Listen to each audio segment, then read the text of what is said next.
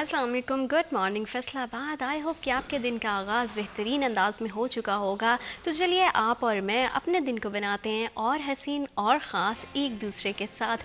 तो I am sure कि आपकी जो ज़िंदगी है वो काफ़ी बेहतरीन चल रही होगी। हालात तो ऊपर नीचे होते रहते हैं, जैसे कि हमेशा से हम बात करते हैं कि अप्स एंड डाउन ज़िंदगी की खूबसूरती हैं। तो आप अपनी ज़िंदगी में जैसे जैसे आगे बढ़ते हैं वैसे वैसे बहुत सारी ऐसी चीज़ें हैं जो आपको सीखने को मिलती हैं। सीखने का अमल जो है वो कभी नहीं ख़त्म होना चाहिए, क्योंकि जब भी आप सीखने का अमल जारी रखते हैं तो कुछ ना कुछ अपनी ज़ात में नई तब्दीलियाँ लेके आते हैं। और चेंजेस हमेशा से पॉजिटिव होने चाहिए, हमेशा से जो है वो बहुत साजगार होने चाहिए, ताकि आपकी ज़िंदगी हसीन से हसीन तर होती चली जाए।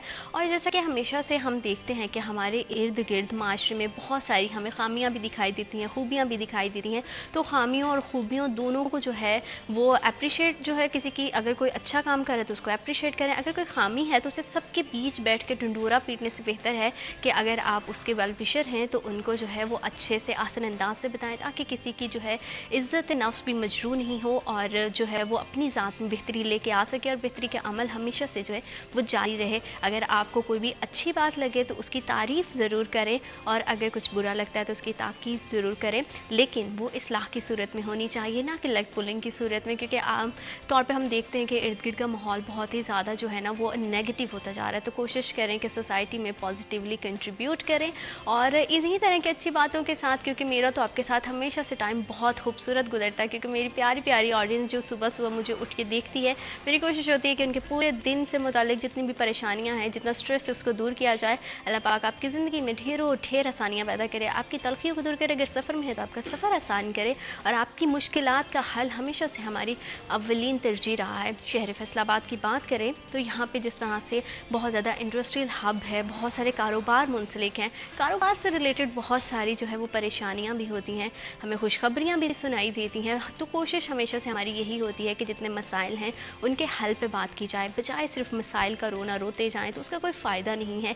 हमेशा से जो है वो बेहतरी की कोशिश करनी चाहिए, और अपनी इंडस्ट्री को किस तरह से बेहतर बनाया जा सकता है, कौन से मसाइल जो है वो हमें दरपेश हैं और उनका हल क्या है, इसी हवाले से बात करने के लिए आज हमें स्टूडियोज़ में ज्वाइन किया है वहीद खालिक रामी है, chairman council of power looms owner association. अस्सलाम वालेकुम सर, कैसे हैं आप? Thank you so much for coming, आपकी तशरीफ़ आवी का बहुत शुक्रिया। साथ ही साथ हमें स्टूडियोज़ में ज्वाइन किया है हमारे एंकर पर्सन है मोहम्मद बिलाल डोगर। अस्सलाम वालेकुम बिलाल, कैसे हैं आप? खैरियत से? Thank you so much for coming, आप दोनों मेहमानों का बहुत शुक्रिया। सर कैसी चल रही है ज़िंदगी? ज़िंदगी तो ठीक चल रही है, लेकिन ज़िंदगी उस वक्त बहुत बेहतरीन होती है, वो दौड़ती है और वो चहकती महकती है जब आपका जो बिज़नेस होता है, जिसके ऊपर आपकी डिपेंडेंस होती है, वो फ्लरिश कर रहा हो, वो अच्छी तरह चल रहा हो। तो उससे न सिर्फ हमारी ज़िंदगी बल्कि हमसे मुंसलिक जो दोस्त हैं, हमसे मुंसलिक जो लोग होते हैं, हमारी लेबर होती है, एसोसिएटेड लोग होते हैं, वो सारे खुश होते हैं। लेकिन आजकल खुदा न खास्ता कुछ हालात के बहुत अच्छे फेवरेबल नहीं हैं, जिसकी वजह से कुछ डिप्रेशन का शिकार है। जिस तरह आपने कहा कि चीज़ों को पॉजिटिव ही सोचना चाहिए, हम भी ये चाहते हैं कि हम चीज़ों को आगे पॉजिटिव पोर्ट्री करें, जो सही तस्वीर है। लेकिन इस वक्त तस्वीर आगे जो है वो बहुत ज़्यादा धुंधली और बेतहाशा मुश्किलात है इससे में। बिल्कुल, क्योंकि मौजूदा सूरत हाल में हम देखते हैं कि जब इंडस्ट्री एक एक करके बंद होना शुरू हो जाती है, ये डाउनफॉल का, क्योंकि देखिए उतार चढ़ाव तो कारोबार की खूबसूरती होती है, लेकिन इतना भी डाउनफॉल नहीं होना चाहिए कि उससे हमारी लेबर जो है वो बहुत ज़्यादा मुतासिर हो। सूरत हाल कुछ साजगार नहीं है। बिलाल, आप क्या समझते हैं कि जिस तरह की मौजूदा सूरत हाल है, क्या आने वाले दिनों में कुछ बेहतरी दिखाई दे रही है? उम्मीद का दामन तो कभी भी नहीं छोड़ना चाहिए। और मैं रामे साहब की बात से कुछ इख्तलाफ करूँगा, इजाज़त चाहते हुए इनसे ही कि इन्होंने कहा कि तबीयत तो ठीक है लेकिन हालात, तबीयत ज़्यादा ठीक हो जाती है। लेकिन मेरे ख्याल में जो बुरा वक्त होता, बुरा वक्त तो नहीं है, मैं कभी भी किसी वक्त को बुरा नहीं कहता, बल्कि ऐसे कहता हूँ कि कोई वक्त सिखाने के लिए होता है, आजमाइश के लिए होता है, या कह लें एक कटन मराहल होते हैं। कभी भी रोड्स के दरमियान में जिग जैग रोड भी आ जाते हैं, कुछ बबलिंग भी आ जाती है, कुछ रोड के अंदर ऐसी नाहमवार जगह आ जाती हैं जहां आपको कुछ चीज़ें थोड़ी स्पीड स्लो करनी पड़ जाती है। तो अल्लाह पाक खैर करें, इंशाल्लाह हालात बेहतर होंगे। लेकिन उसके अंदर जाके रामे साहब से ऑफ द रिकॉर्ड पहले एक बात हो रही थी, कैमरे के सामने नहीं, कुछ पहले गुफ्तगू हो रही थी, उसमें एक उन्होंने बात की, उससे मैं बहुत इत्फाक करता हूँ कि जो सियासी अदम इस्तेकाम है, जो सियासी सूरत हाल है, जो माहौल है, वो बहुत डिपेंड करता है कि आप उसके अंदर कितना कंफर्टेबल हैं। क्योंकि जो कारोबारी शख्स होता है, या फॉर एग्जांपल मेरी जेब में अभी आप 1000 रुपया डालें डालें तो मुझे बेनिफिट नज़र आएगा तो मैं 1000 खर्चूंगा, और मुझे नज़र आएगा ये मेरा 1000 रुपया जो है ये किसी को खाते जा रहा है तो मैं नहीं डालूंगा, मैं कहूँगा इसे जेब में रहने दो, जब अच्छे हालात आएंगे कुछ बाय कर लूँगा, कुछ खा लूँगा। वरना देखे ना, 10 ठेले लगे हैं इस चौक में, ठेले अच्छे खाने के नहीं है, अगले भूख मुझे लगी हुई है तो मैं उस ठेले पे जाके पैसे खर्च करूंगा जहां मुझे वर्थफुल चीज मिलेगी। सेम लाइक कारोबारी शख्स है, उसे माहौल चाहिए, उसे एटमॉस्फेयर चाहिए जहां सियासी अफराद एक दूसरे की खींचातानी में लगे हुए हैं कि मैं इक़्तिदार में आ जाऊं, मुझे इक़्तिदार में बिठा दें, कोई लाडले का रोना रो रहा है, कोई लाडला बनाया जाने का रोना रो रहा है, कोई लेवल प्लेइंग फील्ड मांग रहा है। तो फिर जो कारोबारी अफराद हैं जिनका मुझे याद है कि 2018 में इनकी सारी सबकी फ्लैक्सेस पाकिस्तान तहरीक इंसाफ के उम्मीदवारों के साथ लगी हुई थी, आज नून लीग के उम्मीदवारों के साथ लगी हैं, वो तो इसी उम्मीद के साथ हैं कि ये इक़्तिदार में आने चले इनके साथ में, क्योंकि उन्होंने कारोबार चलाना है।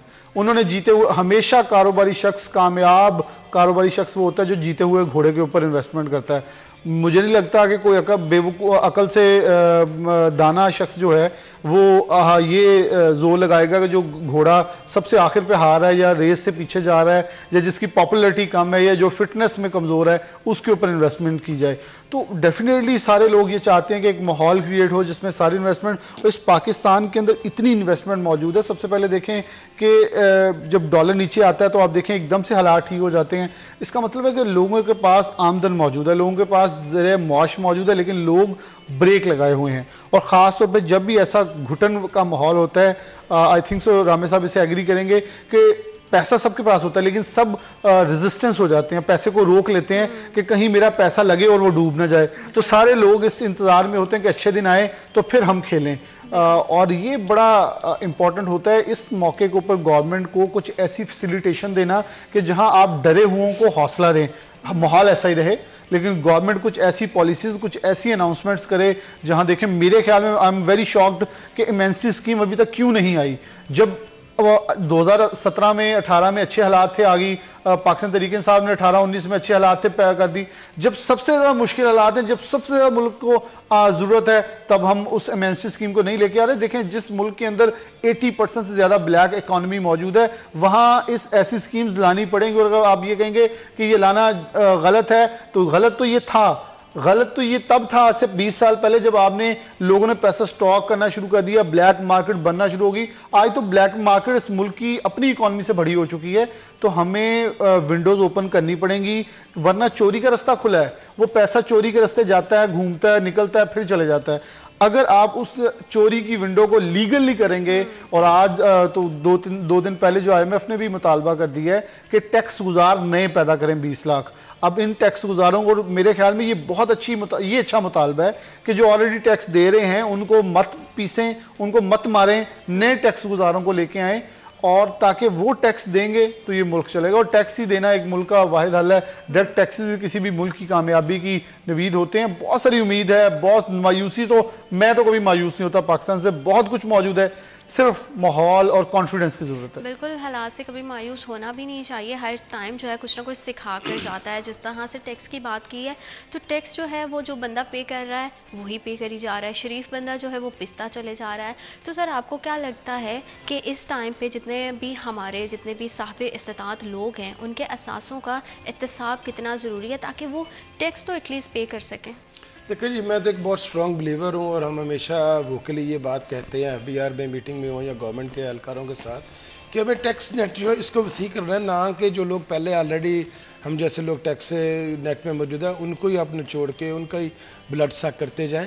तो ये बहुत ज़रूरी है। तो मेरे ख्याल में अगर सही मायनों में टैक्स जो है वो ट्रेडर क्लास के ऊपर भी इंडस्ट्री लोग ये सही असेस अपने आप को करें, पर्टिकुलर हमारी जो ट्रेडर क्लास है, तो हम कम से कम 9,000 अरब जो है ये हमारी बड़ी आसानी के साथ टैक्स कलेक्शन हो सकती है। इसमें FBR को जो है वो भी अपने अंदर जो बहुत सारी पेचीदगियाँ हैं, बहुत सारे उनके अपने मामला हैं, उनको दूर करते हुए एक कौमी ज़रूरत के तहत उनको ये चीज़ें करने की ज़रूरत है।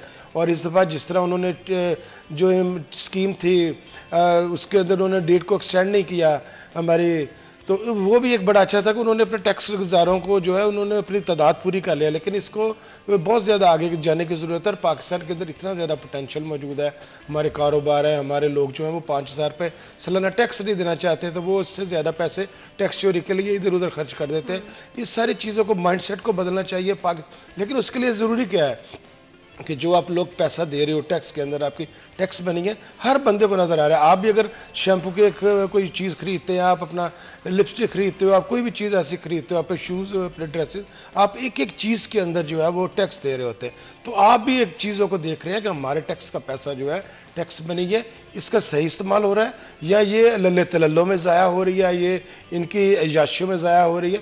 ये चीज़ों को अब हमें एज अ नेशन हर बंदे को कुर्बानी देकर पाकिस्तान जो है वो अपनी तारीख के एक बहुत, मैं समझता हूँ कि जो एक दोराहे के ऊपर खड़ा है, यहाँ के ऊपर हमें नेगेटिव नहीं सोचना, हमें पॉजिटिव जाना है पूरी कौम को। तो ये हमें एक मिसाल, बड़े लोग जो हैं हमारे, जो हमारे लीडर्स हैं, जो हमारे बड़ी ब्यूरोक्रेसी है, जो हमारे तमाम अदारे हैं, इन लोगों को एक मॉडल, रोल मॉडल सेट करना है। जो नीचे हमारे स्मॉल एंड मीडियम एंटरप्रेन्योर्स हैं, हमारे इससे नीचे हमारी ट्रेडर क्लास है, या हमारे जो मैं कह लें छाबड़ी वाले, जो छोटी दुकानों वाले, ये सब लोग तो उनकी चीज़ों को देख के ही मैं समझता हूँ कि अपनी राहों को सही सीधा मुतय्यन कर लेंगे। लेकिन आगे हमें नज़र नहीं आता जब हम देखते हैं इस्लामाबाद जाके, लाहौर जाके, सेक्रेटरीट्स में, यहाँ के ऊपर तो अभी प्रोटोकॉल इसी तरह है इनका। आप इनकी बड़ी बड़ी रहायशगाहों को देख लें, उनकी आगे कारकर्दगी क्या है, उनकी गवर्नेंस क्या है, उनके आगे सिविल महकमे पर ग्रिप क्या है, उनकी आगे कुछ कंप्लाइंस क्या चीज़ों का, कानून का कंप्लाइंस कोई नहीं। तो ये चीज़ें फिर टैक्स गुजार को रोकती है। लेकिन मैं समझता हूँ, हम बहुत स्ट्रांग बिलीवर हैं कि पाकिस्तान में टैक्स का जो नेटवर्क है खुला होना चाहिए। हमारी इंडस्ट्री के अंदर बेतहाशा पोटेंशियल मौजूद है। हमारी अगर 2 से 2.5-3 अरब डॉलर की एक्सपोर्ट बढ़ जाती है दुनिया के अंदर, जिस तरह आपने देखा कि कोविड के बाद भी बंद इंडस्ट्री चल गई, तो अगर हमारी 2.5-3 बिलियन डॉलर्स की एक्सपोर्ट बढ़ जाती है, किसी तरह हम कंपैटिबल हो जाते हैं अपने रेट्स, एनर्जी के रेट्स की वजह से जरा हम डाउन है दुनिया के अंदर, तो पाकिस्तान में इंस्टॉल्ड कैपेसिटी जो चाहे स्पिनिंग की है, चाहे वेविंग की है, चाहे प्रोसेसिंग एंड प्रिंटिंग की है, चाहे टेक्सटाइल की, किसी भी चीज़ की है, आपकी फार्मास्यूटिकल की है, आपकी एग्रीकल्चर की है, वो सारी की सारी मैं समझता हूँ कि यकदम वो कम पड़ जाएगी। इतना अंदर पाकिस्तान के पोटेंशियल है। पाकिस्तान की प्रोडक्ट्स जो है, आपने देखे अब दुनिया की बेहतरीन चीज़ों के शुमार होने वाले हम लोगों ने फैब्रिक पहने हुए, ये हमारी मिलों से, हमारी फैक्ट्री से बनकर आए हैं। दुनिया के बेहतरीन ब्रांड्स हमारे साथ काम कर रहे हैं। सिर्फ हमें अपने आप को कंपैटिबल बनाना है। और हमारी हुकूमत को, हम तो सोचते हैं तो 3-3 साल गुजर जाते हैं जब हुकूमत आती है, ये टेक्सटाइल पॉलिसी नहीं देते, ये इंजीनियरिंग पॉलिसी नहीं देते। ये हमारी बदकिस्मती क्या है, जो ऊपर ब्यूरोक्रेट जो सेक्रेटरी आते हैं वो 6 माह बाद सेक्रेटरी बदल जाता है। जब वो महकमे की चीज़ों को समझता है तो वो औकाफ में चले जाते हैं। टेक्सटाइल का और औकाफ का कितना फ़र्क है, ये चीज़ों को समझे कोई ऐसा, हमारे जो है वो लोग बैठ जाएँ, जो हमारी पॉलिसीज़ है ये तवातर के साथ चलें। सियासी हुकूमतें बदलती रहती हैं, सियासत के एक अपने, मैं समझता हूँ कि उनका अपना पैराफर्नालिया है, एक अपनी उनकी चीज़ें, लेकिन पाकिस्तान को आगे लेकर जाने के लिए एक रेडी बांध से लेकर एक प्राइम मिनिस्टर तक और एक 22वें ग्रेड के अफसर से लेकर एक अहलमत तक हर बंदे को अपनी समझ को सीधा करना होगा। और पाकिस्तान इंशाल्लाह ये रमज़ान शरीफ में बना है, ये एक हमेशा रहने के लिए बना है और पाकिस्तान ग्रो करने वाला मुल्क है। हम तो बड़ी जल्दी दुनिया के आगे अपना लुआ मनवा लेते हैं इंशाल्लाह। पाकिस्तान में बड़ा पोटेंशियल भी है और बड़े हमारे पास कुदरती ज़खायर भी हैं जिनको हम बरोएकार ला के भी बहुत सारे मसाइल को हल कर सकते हैं। जिस तरह से हमने मौजूदा हालात में देखा कि हमारी एक्सपोर्ट बहुत ज़्यादा कम हुई है। अगर हम बिलाल अपनी एक्सपोर्ट को बढ़ा नहीं सकते तो हम अपनी इंपोर्ट को तो कंट्रोल कर सकते हैं। तो इस हवाले से कौन से ऐसे लाहे अमल है जो किए जा सकते हैं ताकि अगर एक्सपोर्ट बढ़ नहीं रही है तो एटलीस्ट हम अपनी इंपोर्ट को कंट्रोल कर लें? अच्छा, एक्सपोर्ट को जब आपको बढ़ाना है तो फिर आपको इंपोर्ट के ऊपर थोड़ा रिलाय करना पड़ेगा, क्योंकि टेक्सटाइल इंडस्ट्री का 60% डिपेंडेंसी जो है वो सिर्फ आपकी इंपोर्ट के ऊपर है। थिंग इज़ कि इंपोर्ट बिल कितना वेरी करता है, वो तो बहुत ज़्यादा वेरी करता है, क्योंकि आप देखें कि आपका ट्रेड डेफिसिट ही बहुत ज़्यादा इंक्रीज़ कर जाता है। और ये जो खाम माल के अंदर रुई की पैदावार है, अब देखें रुई की पैदावार बड़ी अच्छी होगी, अब निगरान वज़ीर आला पंजाब ने और गौहर एजाज साहब की काविशों से ये हुआ। लेकिन इसके अंदर एक पॉइंट है, 8500 रेट निकाला, रेट आउट क्लास निकाल दिया, मिलने रेट ही नहीं दे रही, किसी को 7500 नहीं मिल रहा यहाँ तो किसानों को। अच्छा, अब रुई अच्छी होगी, अब कोई उठा नहीं रहा, इसके अंदर ये हो गया। चलें, ये टॉपिक है। अब इसके मुतबादिल देखें को अगली बार को रुई कौन, कपास कौन लगाएगा? लोग नहीं लगाएंगे, लोग डिमोटिवेट हो रहे हैं। फिर इसके बाद रुई हमारी मुल्क के अंदर पैदा हो गई है, एक्सपोर्ट फिर शुरू हो गई है और मुल्क के अंदर फिर खाम माल यानी कि यौन महंगा है। तो अगर मुल्क के अंदर रुई पैदा हुई है तो फिर सस्ती क्यों नहीं मिल रही? रामे साहब, लोगों को बिजली तो महंगी थी, फिर इन्हें रुई के अंदर से क्वेश्चन मिलता ना, ये अपनी जो उधर से नुकसान हो रहा है वो इधर से पूरा करके बराबरी पे आ जाते। अब मैं आपको एक चीज जो हम पाकिस्तान के हवाले हिसाब से बहुत सारी चीजें देखते हैं। मैं कुछ दिन पहले एक रिपोर्ट देख रहा था कि यूके के अंदर से 12,000 लोग मिलियनियर, नॉट कोई छोटे मोटे लोग, मिलियनियर शिफ्ट हुए हैं, यूके छोड़ गए हैं। और इन अपकमिंग मंथ्स और ईयर्स वो कह रहे हैं ये फिगर 25,000 तक जा सकती है। करोड़पति लोग यूके छोड़ के यूएई या दीगर मुल्कों में जा रहे हैं। तो ये जो इस वक्त एक रिसेशन थी उसके बाकियात का जो असरात हैं वो पूरी दुनिया में जारी हैं।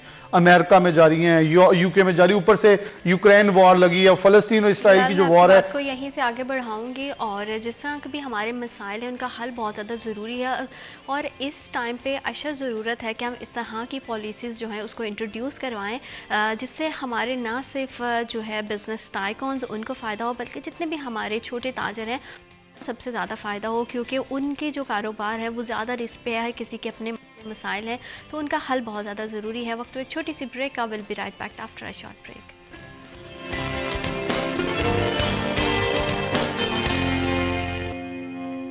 Welcome back after a short break. आप देख रहे हैं सिटी एट 10। कारोबार के हवाले से बात करें तो हालात कुछ ज़्यादा साजगार नहीं है, लेकिन उम्मीद का दामन कभी भी हाथ से नहीं छोड़ना चाहिए। बहैसियत जो शहरी पाकिस्तान का वो हम सब की इंडिविजुअली रिस्पॉन्सिबिलिटी बनती है कि हम अपनी अपनी जिम्मेदारियों को आसान अंदाज से पूरी ईमानदारी से पूरा करें। और जैसे कि हमारा दीन भी कहता है कि नाउमीदी कुफ्र है और कभी भी नाउमीद नहीं होना चाहिए, हमेशा से कोशिश करते रहना चाहिए, क्योंकि आपकी स्ट्रगल, आपका सर्वाइविंग जो नेचर है वो आपको बहुत ज़्यादा हेल्प आउट करता है। किस तरह से अपने कारोबार को बेहतर बनाया जा सकता है और किस तरह से अपनी एक्सपोर्ट को बढ़ाया जा सकता है, इसी हवाले से हम बात कर रहे थे। बता रहे थे कि किस तरह से लोग जो है वो यूके से माइग्रेट करके दीगर कंट्रीज़ में जा रहे हैं और हालात आने वाले दिनों में किस तरह से बदलेंगे। सर बेसिकली रिसेशन ने पूरी दुनिया के अंदर एक चेंज लेके, सबसे पहले कोविड है, कोविड के बाद का रिसेशन है, पूरी दुनिया चेंज हुई है इसमें। देखें कि पहले फिजिकल आउटलेट्स का दौर था और फिजिकल चीज़ें इस हद तक सेल हो रही थी, लेकिन उसके बाद जो चेंज 10 मैं ये प्रेडिक्ट करता हूं, मेरी ये एनालिसिस है, मेरे ये अपनी थॉट्स हैं कि जो चेंज 15 साल के अंदर आनी थी वो विद इन 6 मंथ और 1 ईयर आई है। ये बहुत ह्यूज चेंज थी, क्यों लोग घरों में बैठे, हर ब्रांड ने ऑनलाइन कर दिया। आप देखें इस वक्त पासपोर्ट ऑनलाइन बन रहा है, आईडी कार्ड ऑनलाइन बन रहा है, बे फॉर्म ऑनलाइन बन रहा है। कौन से, अब मैं एक दिन प्रोग्राम कर रहा था तो लोग कहते हैं कि इसके ऊपर लाइसेंस के ऊपर उनका, हम बाहर से बैठकर यूरोप से जब पाकिस्तान आते हैं या सऊदी अरब से आते हैं तो हमारा लाइसेंस एक्सपायर होता है, हम गाड़ी ड्राइव करते हैं तो पकड़े जाते हैं। अब ऑनलाइन सिस्टम लेके हैं ताकि हम वहीं से बैठे रिन्यू कर देखें। लोग मुतालबा उस डिजिटलाइज दौर के अंदर कर रहे हैं कि हम डिजिटल होना चाह रहे हैं। तो ये डिजिटलाइजेशन बहुत क्विक हुई है। उस डिजिटलाइजेशन जितनी क्विक हुई है ना, तो जो फिजिकल माइंड ऑफ थॉट के लोग थे वो एकदम स्किप आउट हुए हैं। जो स्किप हुए हैं तो पैसा तो सारा था उनके पास, अब वो ये नहीं सोच पा रहे कि हम इन्वेस्ट करें या रोकें। Basically they are confused. और ये पूरी दुनिया की, मैं वो चीज बता रहा हूं, पाकिस्तानी पूरी दुनिया की इकॉनमी इस चक्कर के अंदर इस वक्त फंसी हुई है। अब जो लोग स्मार्ट थे, जिनकी आगे औलादें डिजिटल थी, उन्होंने फौरन क्लिक किया, उन्होंने इसको, मैं आपको बता दूं कि बहुत सारे ऐसे ब्रांड्स थे जिनका ब्रांड का जो मार्जिन था, ये आप कह लें आमदन थी, वो कुछ भी नहीं थी, इन पेनीज थी। बट वो ऑनलाइन डिजिटल दौर हुआ, वो करोड़ों में चले गए हैं, जो करोड़ों वाले थे वो पेनीज में आ गए हैं। ये है डिफरेंस। ये डिजिटल दौर की चेंज ने इस हद तक चेंज किया है। अब नहीं, आपकी जनरेशन टोटल डिजिटल। मैं अभी भी ये कहता हूं कि मुझे सेटिस्फेक्शन नहीं है कि जब तक आप वेयर करके आप ये ना देख लें साइज ओके है, मुझे तो नहीं तसल्ली होती। अच्छा, नई जनरेशन है, वो कहते हैं कोई बात नहीं, मंगवा लें। वो शॉर्ट है तो उसे फैशन बना लेते हैं, लॉन्ग है उसे फैशन बना लेते हैं। हम कहते हैं जब तक वो फिट ना आए या वो अपने आप को कंफर्टेबल लगे। तो ये सोच भी बदली है। डिजिटल दौर ने एक चीज नहीं, हजारों चीजें बदली हैं। रहने सहने का, बैठने का, उठने का, पहनने का, सोचने का, देखने का, हर नज़रिया बदल दिया है। तो लोग जिस हद तक जल्दी एक्सेप्ट कर लेंगे, मैं मतलब वो एक मीडिया की थ्योरी है जिसमें अर्ली अडॉप्टर्स हैं और फिर एंड पे लैडर्स आते हैं, जिनमें से मैं एक हूँ। मैं तो बड़ी लेट अडॉप्ट करता हूँ चीज़ों को, लेकिन कोशिश करता हूँ उनके साथ एडजस्ट कर सकूँ एज सून एज पॉसिबल। तो मैं तो हर एक को ये मशवरा देता हूँ कि जल्दी। अब हमारे पास कितने लोग हैं, मैं आपको फैसलाबाद के अंदर बताता हूँ। हमारे दोस्त हैं, PHMA के एक्स चेयरमैन हैं काशिफ, जो हैं काशिफ दिया साहब। अब काशिफ भाई ने अपना ऑनलाइन एक लेफ्ट ओवर्स का ब्रांड लॉन्च किया और बहुत अच्छा कामयाब गया। मैं फैसलाबाद के अंदर एक और ब्रांड है ELO के नाम से, पाकिस्तान पूरे में, वो फैसलाबाद का है। क्या है वो, सब इंडस्ट्रीज के लेफ्ट ओवर्स उठा रहे हैं। तो हम क्यों नहीं डिजिटल हो रहे? हम Amazon पाकिस्तान से लूट मार कर रहा है, यानी कि यहां से बैठे लोग अपनी प्रोडक्ट्स उसके ऊपर लगा रहे हैं, वो बिक रही हैं। बिल्कुल पाकिस्तान के अंदर Amazon ही ओपन। तो लोगों ने एक नए विजन के साथ आगे बढ़ के देखा है। हमें थोड़ा सा आगे बढ़ना होगा। जो इंडस्ट्रीज ये समझता है कि वो तरक्की नहीं कर पा रहा, वो रोना रो रहा है कि हमारे पास कुछ बचा नहीं, अब मेरा मशवरा यह है कि आपको बदलना होगा, आपको चेंज लानी होगी, आपको डेफिनेटली कुछ ऐसा करके दिखाना होगा जहां आप अपने बायर को इस चीज के ऊपर बता सकें। देखें, आप अपने बच्चों को बाहर भेजते हैं पढ़ने के लिए, आप उन्हें कहें वहां ऑनलाइन स्टोर्स बनाएं। ये खत्म हो गई है फिजिकल स्टोर्स की, फिजिकल स्टोर भरे पड़े तो बिक नहीं रही चीज। एक बड़ी वजह बिलाल ये भी है ना कि हमारे यहाँ जो है वो फाइनेंशियल एजुकेशन उतनी ज्यादा नहीं बच्चों को दी जाती, उनको बताया ही नहीं जाता है कि आप अपनी पढ़ाई के साथ किस तरह से जो है वो इनकम जनरेट कर सकते हैं। और ऑनलाइन बिजनेसेस आजकल बहुत ज्यादा प्रमोट भी हो रहे हैं। और बेसिकली जैसा पाकिस्तान का माहौल है कि स्पेशली खवातीन को बहुत घरों में रिस्ट्रिक्शन होती है कि आप घर से बाहर नहीं जाएं, आप फैमिली को देखें। तो अगर हम अपने होम बेस्ड बिजनेसेस को ज्यादा प्रमोट करेंगे तो बेरोजगारी को भी हम बहुत हद तक रामे साहब कंट्रोल कर सकते हैं। देखिए, ये एक रिसर्च एंड डेवलपमेंट होती है हर चीज के अंदर। तो वो आप जब R&D करते हैं तो उससे आपको नए मौके मिलते हैं, नई एवेन्यूज आप तलाश करते हैं किसी भी शोबे में। जिसने हमारी वीविंग इंडस्ट्री के अंदर आज से 5 साल पहले शटलस लूम्स लगा ली हैं, एयरजेट लूम्स लगा ली हैं, वो लोग कुछ ना कुछ ज्यादा बेहतर सर्वाइव कर सकते हैं। जिसने हमारी प्रिंटिंग एंड प्रोसेसिंग इंडस्ट्री के अंदर डिजिटल प्रिंटिंग मशीनें लगाई ना, वो लोग जो हैं वो ज्यादा बेहतर काम कर रहे हैं, वो ज्यादा बेहतर उनकी आगे वो बच गए हैं अपनी फैक्ट्री को ताला लगाने से। स्मार्ट काम हो रहे हैं। पहले 15-15 हज़ार मीटर का एक ही डिजाइन निकलता था, अब वो चाहे 5,500 मीटर का एक ही डिजाइन लगा ले। तो ये R&D होती है, रिसर्च होती है। और बाकी जिस तरह बिलाल ने बात की है कि हमारे बच्चों को, हमारी नौजवान नस्ल को डिजिटलाइजेशन करनी चाहिए, ये हो रही है। मेरी तो वो खुद एक मेरे घर के अंदर एक बड़ी सक्सेस स्टोरी है। मेरी बेटी नेशनल टेक्सटाइल यूनिवर्सिटी में पढ़ती है, उसने अपना एक ब्रांड लॉन्च किया है फ्यूजनी के नाम से। तो वो बड़ा अच्छा काम कर रहे हैं, गारमेंट्स बना रहे हैं। तो ये, और उसकी पूरे पाकिस्तान के अंदर क्लाइंटेज है। तो ये चीज़ें ना सिर्फ बहुत सारे बच्चे हैं जो टेक्सटाइल यूनिवर्सिटी के अंदर गर्मी में वो लॉन का, कॉटन का काम करते हैं, सर्दियों के अंदर वो फ्लीस का काम करते हैं और बेहतरीन पैसे कमा रहे हैं, अपनी एजुकेशन भी कर रहे हैं। तो ये एक चीज़ें हमारे जो इंडस्ट्री एंड एकेडेमिया लिंकेज है, मैं समझता हूँ कि इसके ज़रिए हम लोग अपनी नई नस्ल को एक इनकलाब ला सकते हैं। पाकिस्तान के अंदर हम सेल्फ सफिशिएंट, हर बंदा जो है, और आजकल वो दौर ख़त्म हो गया घर में एक ही बंदा कमाएगा तो हम सर्वाइव नहीं कर सकते। हर बंदे को मईशत के अंदर अपना हिस्सा डालना होगा। और ये चीज़ें जो है, आने वाला पाकिस्तान इसी तरह का होना चाहिए। ये चीज़ें किसने सिखानी है, ये हमें राय मुतय्यन किसने करके देनी है? हमारी गवर्नमेंट ने। हमारे जो थिंक टैंक्स हैं वो बैठे हुए हैं, बजाय कि वहाँ से वो नेगेटिविटी फैलाएं, हमें अंधेरा दिखाएं। मैं तो खुद चाहता हूँ कि हम TV शोज़ में बैठते हैं, हम प्रोग्राम्स में बैठते हैं, लोगों में जाके किसी सेमिनार्स में स्पीच करते हैं, कॉलेजेस यूनिवर्सिटी के अंदर जाकर उनके विजकॉन्स के अंदर बैठते हैं। तो लोगों को ये चीज़ें हम चाहते हैं कि एनलाइटनमेंट ऑफ माइंड होना चाहिए, लोगों के माइंड्स खुलें, लोगों को बताएं कि एवेन्यूज़ दुनिया के अंदर बेताशा है। बिलाल ने बहुत खूबसूरत ये चीज़ को पॉइंट आउट किया है कि फिजिकली लोगों के स्टोर्स जो है उनकी सेल्स इतनी नहीं है पाकिस्तान के टॉप ब्रांड्स की जितनी उनकी ऑनलाइन सेल्स है। अब देखें कि पहले जो टॉप हमारे ब्रांड्स थे, उनकी जब वो लगाते थे सेल तो उधर जाके धींगा पुश्ती होती थी, लड़ाइयाँ होती थी। अब वो लोग घरों में बैठ के बेहतरीन डिज़ाइन जो है वो बाय कर लेते। तो चीज़ों को नए ज़माने के साथ हमकरार करना हमारी हुकूमतों को, हमारे जो एल्डर्स हैं, हमारे जो थिंक टैंक्स हैं पाकिस्तान को जो लीड कर रहे हैं, हमें ये पॉजिटिविटी दें। पाकिस्तान जो है वो बहुत पोटेंशियल वाला मुल्क है, बड़े यहाँ पे ब्रेनी लोग हैं। पाकिस्तान के डॉक्टर्स पूरे अमेरिका में रूल कर रहे हैं। पाकिस्तान का इंजीनियर जो है, पाकिस्तान का सॉफ्टवेयर इंजीनियर जो है, हमारे अंदर इस वक्त अगर थोड़ी सी हम जो है सॉफ्टवेयर आईटी की इंडस्ट्री को डेवलप कर लें। पाकिस्तान में हमारे आईटी के मिनिस्टर ने कहा, पंजाब के जो निगरान वज़ीर आला, उन्होंने कहा हमारे पास तो इतने आईटी के एक्सपर्ट्स ही नहीं, अगर हमारी थोड़ी सी इंडस्ट्री ग्रो कर जाती तो हमें अगर पॉजिटिव चीज़ों को ग्रो करना है इंशाल्लाह। पाकिस्तान जो है वो मैं समझता हूँ आज तो हम बैठे इसलिए कि हम पाकिस्तान का ब्रॉडर और पाकिस्तान का ब्राइटर फेस पेश कर सकें। बिल्कुल, जब बिज़नेस की वैसे भी बात करते हैं तो हर लिहाज से हमारी कोशिश होती है कि हम अपनी ऑडियंस के जितने भी उनके माइंड में एटलीस्ट डाउट्स हैं उसको क्लियर कर सके। जैसे ऑनलाइन बिजनेसेस की आपने बात की, इसी तरह से जो फिजिकल हमारा बिजनेसेस चल रहे हैं उसमें छोटे ताजर के अगर मिसाइल की बात करें तो आप क्या समझते हैं रामी साहब कि इस टाइम पे वो कितने ज़्यादा मुतासिर हैं इस महंगाई से? क्योंकि अगर बिजनेस टाइकॉन्स की बात की जाए तो उनके पास शायद बैकअप में कुछ ना कुछ इस तरह से चीज़ें हैं कि वो अपना सिस्टम को चला रहे हैं, लेकिन छोटा ताजर जिसने कम स्टॉक उठाया, कम मार्केट में उसने जो है वो अपनी बिक्री की और उसी से वो कमाता था, उसी को इन्वेस्ट करता था, उसके लिए हालात कितने ज़्यादा तंग हैं? Again this is a chain, it starts from the upper and के एक मिल है, फैक्ट्री है, अगर वही बंद हो रही है, वो अपने रिसेशन में है, उसकी प्रोडक्शन कम है। प्रोडक्शन क्यों कम है कि एट द जो छोटा ताजर है उसके अंदर लोगों की या हमारी बाइंग कैपेसिटी कम हो रही है। अगर हम साल में 10 सूट ले रहे थे, अब गर्मी में 5 ले रहे हैं, 5 सर्दियों में ले रहे हैं, तो आपने वो तादाद 3 कर दिया। बाद लोग नए कपड़े नहीं ले रहे, कोई नए शूज़ नहीं ले रहे, नई सॉक्स नहीं ले रहे, तो वो छोटा ताजर जो है उसकी जो बिजनेस क्वांटम है वो बजाय उधर बरकरार रहने का वो कम होता जा रहा है। उसकी वजह से मसाइल हैं, लोगों की बाइंग पावर जो है वो कम होती जा रही है।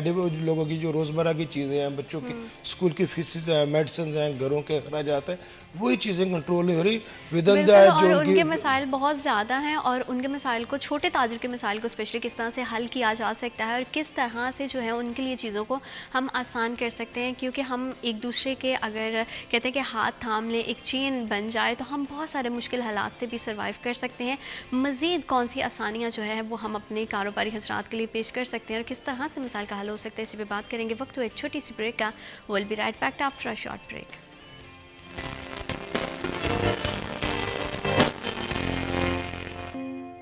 Welcome back after short break. आप देख रहे हैं सिटी एट 10। कारोबारी ज़िंदगी को बेहतर अंदाज से चलाना बहुत ज़्यादा ज़रूरी है, क्योंकि अगर कारोबार आसान अंदाज से चलेंगे तो हमारा माशरा भी तरक्की करेगा, हमारा जो मज़दूर तबका है वो भी खुशहाल होगा। मज़दूरों के बहुत सारे मसाइल हैं, क्योंकि ज़ाहिर बात है बहुत ज़्यादा दिहाड़ीदार तबका भी हमें देखने में मिलता है, सैलरी पर्सनस भी हमारे पास मौजूद हैं। छोटे ताजर जो बहुत कम इन्वेस्टमेंट के साथ बिजनेस कर रहे हैं, उनके डिफरेंट तरह के मसाइल हैं। कहते हैं कि हर तस्वीर का जो है वो डिफरेंट तरह के उसके पहलू होते हैं। जो जिस तरह के सिचुएशन में होता है उसके लिए हालात उतने ही मुश्किल होते हैं, उसके मसाइल उतने ही कम या ज़्यादा होते हैं। तो छोटे ताजर के मसाइल को किस तरह से हल किया जा सकता है और उनके लिए किस तरह से आसानियाँ पैदा की जा सकती हैं और ऐसी कौन सी पॉलिसीज़ हैं जो उनके लिए होनी चाहिए, ये हम बात करेंगे और जानेंगे रामी साहब से। कि रामी साहब, जिस तरह से हम बात कर रहे हैं कि बहुत सारे ऐसे हालात, जब डिफरेंट तरह के हालात आते हैं तो जो इंसान जितनी कैपेसिटी होती है उसके लिए हालात उतने या तो बेहतर होते हैं या गमगीन होते हैं। तो आप क्या समझते हैं कि छोटे ताजर जो है उसके जितने हालात गंभीर चल रहे हैं आज के हालात में, क्योंकि जारी बात है उसका उतना ही कम स्टॉक है, उतनी कम इन्वेस्टमेंट है, तो उसके लिए रिस्क भी उतना ही ज़्यादा बढ़ जाता है, तो उनके हालात को किस तरह से बेहतर किया जा सकता है? ऐसे कौन से पॉलिसीज़ हैं जो की जानी चाहिए ताकि उनके फ्यूचर को सिक्योर किया जा सके? देखिए, जब गर्मियों में लौ चलती है ना, तो सबसे पहले वो जो हमारी नाजुक सी चीज़ें होती है ना, फूल हैं या बच्चे, वो सबसे ज़्यादा इफेक्ट होते हैं। इसी तरह जब मंदे के हालात होते हैं तो हमारा जो छोटा कारोबारी तबका है, जो छोटे दुकानदार हैं, जो जनरल स्टोर चला रहे हैं, छोटी छोटी शॉप्स चला रहे हैं, इन लोगों के ऊपर लोगों का डिपेंडेंस जो है वो कम होती जाती है। लोगों की बाइंग पावर कम होती है, तो लोगों को जो है वो उनसे चीज़ें नहीं खरीदते, उनका टर्नओवर कम होता है, तो वो सारे का वो इफेक्ट होना शुरू हो जाते हैं और छोटी छोटी दुकानें भी जो वो बंद हो जाती हैं। तो ये चीज़ों को हुकूमतों को एक वसी पैमाने के ऊपर, वो मैं समझता हूँ कि जब हुकूमत जो है वो मेगा थॉट्स रखती है, मेगा हमारे एक्सपोर्ट्स हों, इसलिए ये बहुत ज़रूरी है। लेकिन माइक्रो लेवल के अंदर भी हुकूमत को जो है वो अपने थिंक टैंक्स को बिठाना होगा और वो माइक्रो लेवल के जो स्टेक होल्डर्स हैं उनके साथ हर हुकूमत जो है वो शर्म महसूस करती है उनके साथ बात करने में, उनके मसाइल के ऊपर बात करने के ऊपर, सुनने पे और उसको हल करने पे। इन चीज़ों की बहुत ज़्यादा ज़रूरत है कि जो हमारे वही लोग हैं जो हमारी सोसाइटी के जो 60% लोग हैं जो वाइट कॉलर हैं या वाइट कॉलर से थोड़ा सा नीचे हैं या थोड़ा सा ऊपर है, जिनका सर्वाइवल ज़िंदगी में बहुत मुश्किल हो चुका है, तो इन लोगों के सर्वाइवल के लिए ख़ास खासतौर पर हमारा जो लेबर तबका है, जिस तरह हमारी धड़ाधड़ फैक्ट्रियाँ बंद हुई हैं पिछले 1.5 साल के अंदर, इन लोगों की ज़िंदगी जो है वो बहुत ज़्यादा अजीरन है। वो अब तो अल्लाह रहम करे, उनको कोई उधार नहीं देता, फैक्ट्रियाँ बंद हो रही हैं। पहले तो इस तरह था कि 3-3 दिन फैक्ट्री चलती थी, 3 दिन बंद होती, अब तो बहुत सारी फैक्ट्रियों में ताले लग गए। तो इतने ज़्यादा मसाइल हैं, इतनी ज़्यादा ट्रेजिक स्टोरीज़ हैं कि हमारे पास मीडिया के दोस्त होते हैं, इन चीज़ों को कवर करने में तो पहले दुश्वारी होती थी लोगों को एक कुछ स्टोरी बताने में, अब तो इस तरह की दर्जनों स्टोरीज आ जाती हैं। तो ये एक लंबी चेन है, इसको हुकूमत को सोचना होगा ह्यूमैनिटेरियन बेसिस के ऊपर कि हमारा जो माशरती बिगाड़ है वो इतना ज़्यादा हो चुका है कि लोग जो है वो बच्चे अपने बच्चों से बेखबर हो चुके हैं, बच्चों की फीसें नहीं दे सकते, कोई बीमार है हॉस्पिटल्स में उनकी दवा दारू नहीं कर सकते। तो ये चीज़ों के लिए हुकूमतों को ये जो मैं समझता 2-2 हज़ार रुपये इनकम स्कीम के तहत देना, ये this is not the proper solution. तो उसके लिए आप जब तक आपकी इंडस्ट्री नहीं चलेगी या आपकी इंडस्ट्री फ्लरिश नहीं करेगी, इन्वेस्टमेंट नहीं ना लोग करते, जिस तरह पहले बिलाल साहब ने बात की है कि 1.5-2 साल आज से 3.5 साल पहले जब इंडस्ट्री चली तो हमारी पावर लूम्स बनाने वाली फाउंड्रीज 3 साल से बंद थी, वो चलने लगी, वो लूम्स बनाने लगे, तो उसके नई लूम्स इंस्टॉल हो गए, तो लोगों को रोजगार मिलने लग गया। उससे जो मजदूर वापस अपने गांव लोग चले गए थे इलाकों में, वो लोग वापस आ गए। तो ये चीज़ अर्बनाइजेशन में वापस आए, बच्चों के यहाँ पे स्कूलिंग शुरू हो गई, बच्चों ने नए यूनिफॉर्म ले लिए, बच्चों ने आगे किताबें ले ली। तो ये सारी एक इकोनॉमिक साइकिल होता है। लेकिन अब ये चीज़ें जो हैं इनको समझने के लिए भी वक्त नहीं है। मैं तो यही हमारे लिए एक लम्हा फिक्रिया है कि हमारे अरबाब इख्तियार जो हैं इनको समझ तो लें। अगर उन्होंने आज 90,000 कॉटन बेल्स पैदा हो गई हैं, पिछले साल ये सारी 55 लाख थी, आज 90 लाख माशाल्लाह पाकिस्तान की कॉटन की वे हमारे घर के अंदर दुनिया की सबसे बड़ी जो मैं समझता हूँ कि जिससे हमने ग्रोथ करनी है, जिससे हमने आगे पूरे पाकिस्तान की मैशत को और एक्सपोर्ट्स को, एक 100 रुपये की कॉटन जो है वो बाहर अगर हम एक्सपोर्टेबल चीज़ बना के वो 1000 रुपये की बिकती है। तो ये चीज़ों को किसने सोचना है, ये हमें राह मुतय्यन करके बताएं। हम तो अपनी फैक्ट्रीज लगा के बैठे हैं, हमारे पास जो है वो हमारे स्टाफ मौजूद है, हमारे पास स्किल्ड लेबर है, अनस्किल्ड लेबर है। तो ये एक सैलाब को उन्होंने सही रास्ते पे चलाना है, हम तो बैठे हुए हैं। बिल्कुल, क्योंकि वसाइल भी मौजूद हैं, हर तरह की सहूलत देने को इंडस्ट्री के लोग भी तैयार हैं। और जिस तरह से आपने कहा कि हम हमेशा से बात करते हैं कि गाड़ी जो है वो एक पहिए पे तो चल नहीं सकती है, तो दो तरफा काम है, कुछ हुकूमत की जिम्मेदारी है, कुछ इंडस्ट्रीज़ की जिम्मेदारी है। तो अगर हमारे यहाँ अपॉर्चुनिटीज़ ही नहीं होंगी तो मुझे लगता है कि हम अपने जो यूथ है उसको भी नहीं आगे बढ़ा सकते। तो बिलाल, आपको क्या लगता है कि जैसे कि अभी अनकरीब जो है इलेक्शंस भी हो रहे हैं, तो इसके बाद हालात कितने चेंज हो जाएंगे और कितनी अपॉर्चुनिटीज़ जो हैं वो हमारी यूथ के लिए स्पेशली आपको दिखाई देती हैं? जो यूथ के लिए देखें, कभी भी गवर्नमेंट जॉब्स पैदा नहीं करती, ये क्लियर कट करना चाहिए। हम सरकारी नौकरियों पे लगकर वो पेंशनें खाने वाली कौम है और इसी पे लगे हुए हैं। इस वक्त आप देखें पेंशन का बजट तनख्वाह से ज़्यादा ऊपर आ चुका है। सफ़ेद हाथी पाले थे, वो सफ़ेद हाथी हमारे लिए सफ़ेद ही हो गए हैं। बहुत सारे अफसरान, बहुत सारे सरकारी मुलाजमिन को मेरी इन बातों से तकलीफ होती है, लेकिन फिर मैं भी ख्वाहिश करता हूँ कि मैं उनसे ज़्यादा डिज़र्विंग हूँगा, किसी न किसी नालायक से तो ज़्यादा डिज़र्विंग हूँगा, तो मैं उस सीट पर किसी भी जा सकता था। लेकिन अगर नहीं कोशिश की तो इसका मकसद एक था कि इस कौम के लिए सफ़ेद हाथी मत बने, इस कौम के लिए वैल्यूएबल हॉर्सेस बने जो दौड़ में भागें तो दुनिया के साथ कम्पीट कर सकें। प्राइवेट ऑर्गेनाइजेशंस हमेशा जॉब क्रिएट करती हैं। गवर्नमेंट या पाकिस्तान तहरीक इंसाफ ने जब एक नारा लगाया था कि हम नौकरियां देंगे, तो मैंने पहले दिन उसके ऊपर तजाद किया था, ये बहुत गलत बयान है, ये हमें तबाह करेगा। और उसकी तबाही का हमने खमियाजा भुगता कि हमारे नौजवानों ने कहा जी सरकारी नौकरियां नहीं है। सरकार, फिर उसी गवर्नमेंट ने 2019 में कहा सरकार नौकरियां नहीं देती, प्राइवेट देते हैं। और हमने कहा, हम भी यही कहते थे, सरकार नौकरियां नहीं देती, गवर्नमेंट प्राइवेट सेक्टर को मजबूत करती है, फ्लॉरिश करने देती है, उनको मौके फराहम करती है, वो अपनी इंडस्ट्रियलाइजेशन होती है, बहुत सारी चीज़ें होती हैं, कंस्ट्रक्शन इंडस्ट्री फ्लो करती है। सब कुछ जब फ्लॉरिश करता है तो फिर जॉब क्रिएशन होती है। जब जॉब क्रिएशन होती है तो डेफिनेटली फिर रोज़गार के साथ साथ बहुत सारी आसानियाँ, बहुत सारी जो चीज़ें हैं, फ्लो ऑफ मनी है, वो भी हो जाता है। तो इन चीज़ों की तरफ बढ़ना होगा। और नौजवान तो सबसे पहले मैं वैसे ही अपने नौजवान जो कि बहुत ज़्यादा गिला शिकवा करते हैं सोशल मीडिया के ऊपर, लेकिन वो पंजाबी का एक शेर मैंने पहले बोला था कि अगे वधन वाले हालात दा रोना नहीं रोंदे, उगण वाले उग पैंदे ने सीना पाड़ के पत्थरां दा। जिसने आगे आना है या जिसने निकलना है वो निकल आता है। देखें आप, कई बार हम देखते हैं पहाड़ों के ऊपर पौधा होता है, उसे किसी ने पानी नहीं दिया, किसी ने वहां कोई बीज नहीं लगाया, निकला क्यों? उसने निकलना था, उसकी तकदीर के अंदर था, उसने कोशिश की। माली दा काम पहाड़ पर मशकां पाना, मालिक दा काम फल फुल लाना। हमने पानी देना, अपनी कोशिश करनी है, वो मेरे रब के हाथ में है, तकदीर उसके हाथ में कि वो उसने हमें फल देना है और वो मेहनत का फल मस्ट देता है। ये हमारे ऊपर है कि हम मेहनत कर किस नीयत से रहे हैं। अगर हम ये नीयत कर रहे हैं कि मैंने किसी का सर लेना है तो फिर तो नहीं उस मेहनत का फल मिलता। लेकिन अब अगर ये मेहनत कर रहे हैं कि मैंने इसके बदले किसी का भला करना है, इस मुल्क का बदला भला करना है, और कलमे की बुनियाद पर बनने वाले पाकिस्तान के ऊपर जहां मैं गिले शिकवे बहुत करता हूं, मैं एक बार पहले प्रोग्राम में कहा था कि हम अपने हिस्से से ज्यादा तनकीद कर चुके हैं। अब अपने हिस्से से ज्यादा मेहनत करके दिखाएं, फिर मैं मानूंगा। जो लोग कहते हैं पाकिस्तान छोड़ के जा रहे हैं, यहां कुछ नहीं है, तो मेरा तो एक सवाल है, आप लोगों ने किया क्या है? अगर जवाब मांगेंगे तो बिलीव मी, नैनो% भी पार्टिसिपेशन नहीं है, मेरी नहीं है इस मुल्क के अंदर, तो मैं क्यों छोड़ के जाऊं जी? क्यों जी पाकिस्तान ने दिया कुछ नहीं, पाई तुसी की दिता? आप तो यहां से 70-80 लाख की जमीन बेच के लेके जा रहे हो, आप देने की बजाय यहां से लेके जा रहे हो। आप मेरा हक छीन रहे हो, मेरे जैसे बहुत सारों का हक छीन के लेके जा रहे हो, जरे मुबादला जाया कर रहे हो। आप कह रहे हो मैं जाके रेमिटेंस भेजूंगा, 6 साल तो आपको खुद पांव पे खड़े होते लग जाने, रेमिटेंस तुसी कितों भेजने हैं?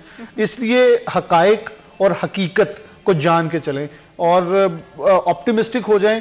जो हालात गुजर रहे हैं, फ्यूचरिस्टिक अप्रोच कभी कामयाब नहीं होती, मैं तो नहीं बिलीवर उसका।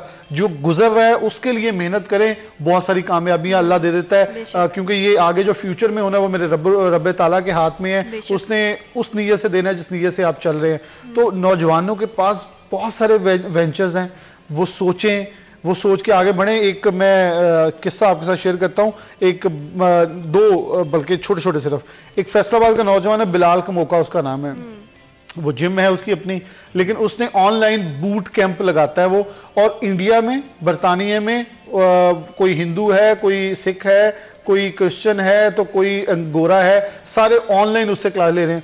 वो जिम में मेरा इतना नहीं कमा रहा होगा जितना ऑनलाइन कमा रहा है। अब एक ऐसा ही इंडिया के अंदर नौजवान है, वो जो कह रहा था मैं भी मुकाबले का इम्तिहान पास करके एक ऑफिसर बन सकता था, लेकिन नहीं, मैंने भैंसे रखी, दूध का कारोबार किया, आज मैं मिलियनर बन रहा हूं। तो बेसिकली आपकी इंटेंशंस, वो अमाल का दारोमदार नीयत पे, अल्लाह ने नीयत के बदले आपको देना है। हमारी नीयत क्या है कि शॉर्टकट, माजूद के साथ मैं तो नहीं समझता उसमें कभी फाते मिलती है। तो आप कोशिश करें, कंसिस्टेंसी देखें और एक जगह नीयत करके चलें, इंशाल्लाह मिलेगा। और नौजवानों के पास कैपेसिटी बहुत है, they have to explore themself first, then Pakistan उसको कुछ देगा। और क्योंकि जैसे आपने बात की कि मेहनत करनी बहुत ज़्यादा इंपॉर्टेंट है, तो अगर शॉर्टकट्स में रहेंगे तो वाकई वो नहीं है, और हमें अपने कंफर्ट जोन से बाहर आना चाहिए। और जो है फिर इंशाल्लाह अल्लाह पाक बहुत सारी आसानियां भी पैदा करते हैं। बिलाल, आपका बहुत शुक्रिया, आपने हमें और हमारे प्रोग्राम को वक्त दिया। सर, आपका बहुत शुक्रिया, आपने हमें और हमारे प्रोग्राम को वक्त दिया। और जितने भी देखने वाले भी हैं, हमारे हालात जो है वो मुश्किल आते हैं, अप्स एंड डाउन्स भी अपने हमारी ज़िंदगी का हिस्सा है, लेकिन किस तरह से हमें उन तमाम हालात से बाहर निकलना है, अपनी ज़िंदगी को हमने खुद ही आसान बनाना है, और इसके लिए कोशिश भी हमने खुद ही करनी है। तो आपको हमेशा से जो है वो पॉजिटिव एटीट्यूड के साथ आगे बढ़ते जाना चाहिए। बाकी अल्लाह ताला जो है वो आपके सब्र का, आपकी मेहनत का सिला आपको ज़रूर देते हैं। वक्त एक छोटी सी ब्रेक का, will be right back after a short break.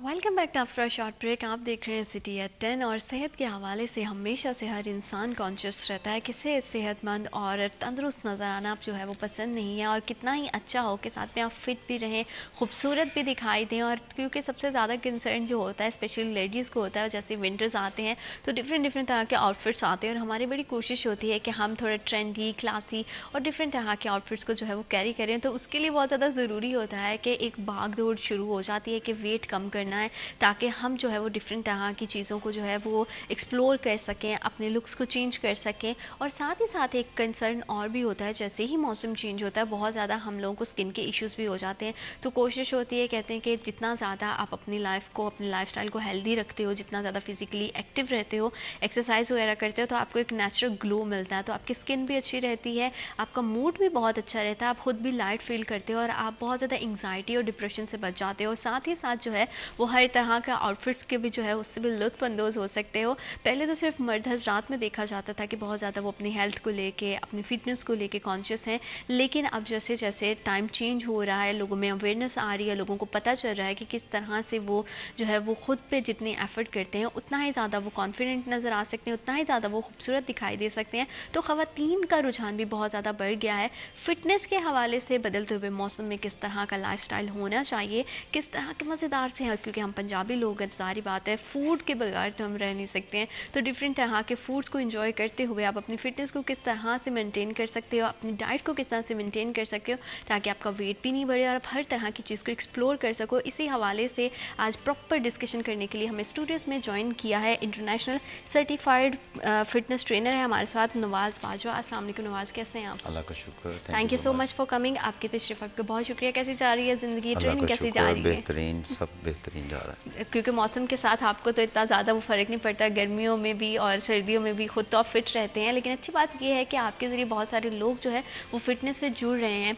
और जैसे कि अभी भी हम बात कर रहे थे, बहुत ज़्यादा ख़वातीन जो है वो कॉन्शियस हो गई हैं, मौसम भी बदल रहा है, तो अब किस तरह की रूटीन जो है वो लोगों को फॉलो करनी चाहिए ताकि वो सर्दी का भी भरपूर मज़ा ले सकें और अपनी हेल्थ को भी जो है वो किसी भी तरह से कॉम्प्रोमाइज़ नहीं करें।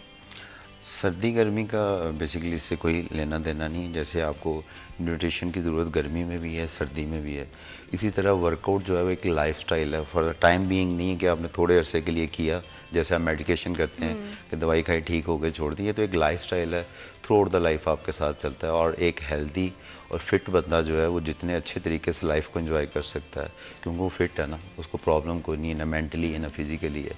तो एक बंदा जो परेशान है, डिप्रेस्ड है, फिजिकली अनफिट है, बॉडी शेमिंग होती है उसकी, कोई आउटफिट नहीं पहन सकता, कैरी नहीं कर सकता खुद को, प्रेजेंटेबल नहीं है, शाई हो जाता है, कॉन्फिडेंस लैक कर जाता है, तो उससे बहुत अच्छे तरीके से वो चल सकता है। तो आपने अपने टाइम को मैनेज करना। आजकल तो जैसे जिम्स हैं तो बड़ा कंट्रोल्ड एनवायरनमेंट होता है, गर्मी हो या सर्दी हो, आपको टेम्परेचर एक जैसा मिलता है। सर्दियाँ हैं तो आपको हीटर मिलता है, गर्मी है तो आपको एसी मिलता है, तो मैटर नहीं करता टाइम जो है। आपने अपना स्केड्यूल उसमें देखना है। एक्सरसाइज का कोई फिक्स टाइम नहीं है कि आपने सुबह 7:05 पर शुरू करनी है और 9 बजे ख़त्म करनी है या रात को इतने बजे करनी है। ये तो आपके अपनी कन्वीनियंट पे क्या, जो टाइम आपको सूट करता है, अवेलेबल है, आप उसमें कर सकते हैं। और वर्कआउट डजंट मीन कि आपने जिम ही जाना है और हैवी वेट्स लिफ्ट करने हैं, ये बिल्कुल वर्कआउट नहीं है। टाइम की आपने बात की है तो टाइम को ही थोड़ा सा जो है ना वो उस पर बात कर लेते हैं। पहले लोग बड़े इस चीज़ को लेके जो है ना, हर किसी के डिफरेंट तरह के थॉट्स हैं कि 30 मिनट वर्कआउट करना चाहिए, 1 घंटा करना चाहिए, 2 घंटे करने चाहिए। बहुत सारे ऐसे लोग भी मैंने देखे हैं जो 2-2 घंटे जिम्स में जाते हैं। तो ये बड़ा एक अलग अलग तरह के माइंड सेट है। तो आप क्या रिकमेंड करते हो कि सबसे बेहतरीन टाइमिंग क्या है कि अगर आप दिन का इतना टाइम सर्व करते हो, चाहे वो खाली वॉक कर रहे हो या हल्के फुल्का से कुछ आप स्ट्रेचिंग वगैरह भी कर रहे हो, तो कितना टाइम मैक्सिमम होना चाहिए? देखिए वो पंजाबी में कहते हैं ना कि अल्लाह मियाँ किसी को डांग नहीं मारता, माती पुट्ठी देता। तो जो लोग 3-3, 4-4 घंटे भी करते हैं वो भी टाइम ज़ाया करते हैं अपना। वर्कआउट आपका लिमिटेड होना चाहिए। ये नहीं कि आप वर्कआउट कर रहे हैं तो एक सेट आपने लगाया है, आप फिर मोबाइल यूज़ कर रहे हैं, किसी के साथ गॉसिप्स कर रहे हैं, 15-20 मिनट बाद आपको याद आया कि मैं तो एक्सरसाइज कर रहा हूँ, जाके दोबारा सेट लो, तो बॉडी आपकी रिलैक्स हो जाती है। जो आप ब्लड फ्लो तेज़ करते हैं, हार्ट रेट ऊपर लेके जाते हैं, अपना रेस्पिरेटरी सिस्टम जो एक्टिवेट करते हैं, आपको सांस चढ़ना शुरू होता है, तो वो तो आपने रिलैक्स कर दिया, आपने फिर नए सिरे से शुरू करना है। तो वर्कआउट जब आप कर रहे हैं तो ये सारे गैजेट्स वगैरह जितनी आपकी प्रॉब्लम्स हैं, जितने आपके मैटर्स हैं, वो साइड पे रखें। और जो आपका 25, 30, 35, 45 मैक्सिमम टाइम होना चाहिए आपके वर्कआउट का, उसको हिट करें। उसके बाद आप जो मर्जी करें। इस तरह तो आपका माइंड मसल कनेक्शन ही नहीं बनता कि आपके मसल को ही नहीं पता कि आप क्या कर रहे हैं।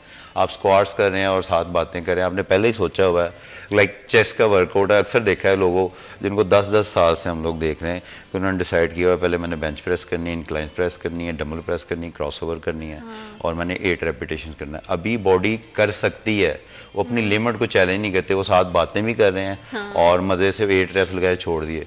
बॉडी को चैलेंज ही नहीं दिया उन्होंने, तो ग्रोथ होगी नहीं, चेंज आप में आएगा नहीं। चेंज लाने के लिए आपको चेंज करना पड़ता है, अपने आप को अपनी लिमिट से निकलना पड़ता है। तो आपको अपना जो वर्कआउट है लिमिटेड रखें, डिज़ाइन करें उसको कि इतनी देर में मैंने ख़त्म करना है। इसमें मेरा रेस्ट जो है 30 सेकंड का, सपोज एक सेट के दरम्यान, तो वो 35 सेकंड्स नहीं होना चाहिए। ये नहीं कि आप 30 सेकंड लगा के पहुंच गए हैं, बाहर से भी चल फिर रहे हैं, खा पी भी हैं, उसके बाद फिर याद आ गया कि हाँ एक्सरसाइज कर रहे हैं।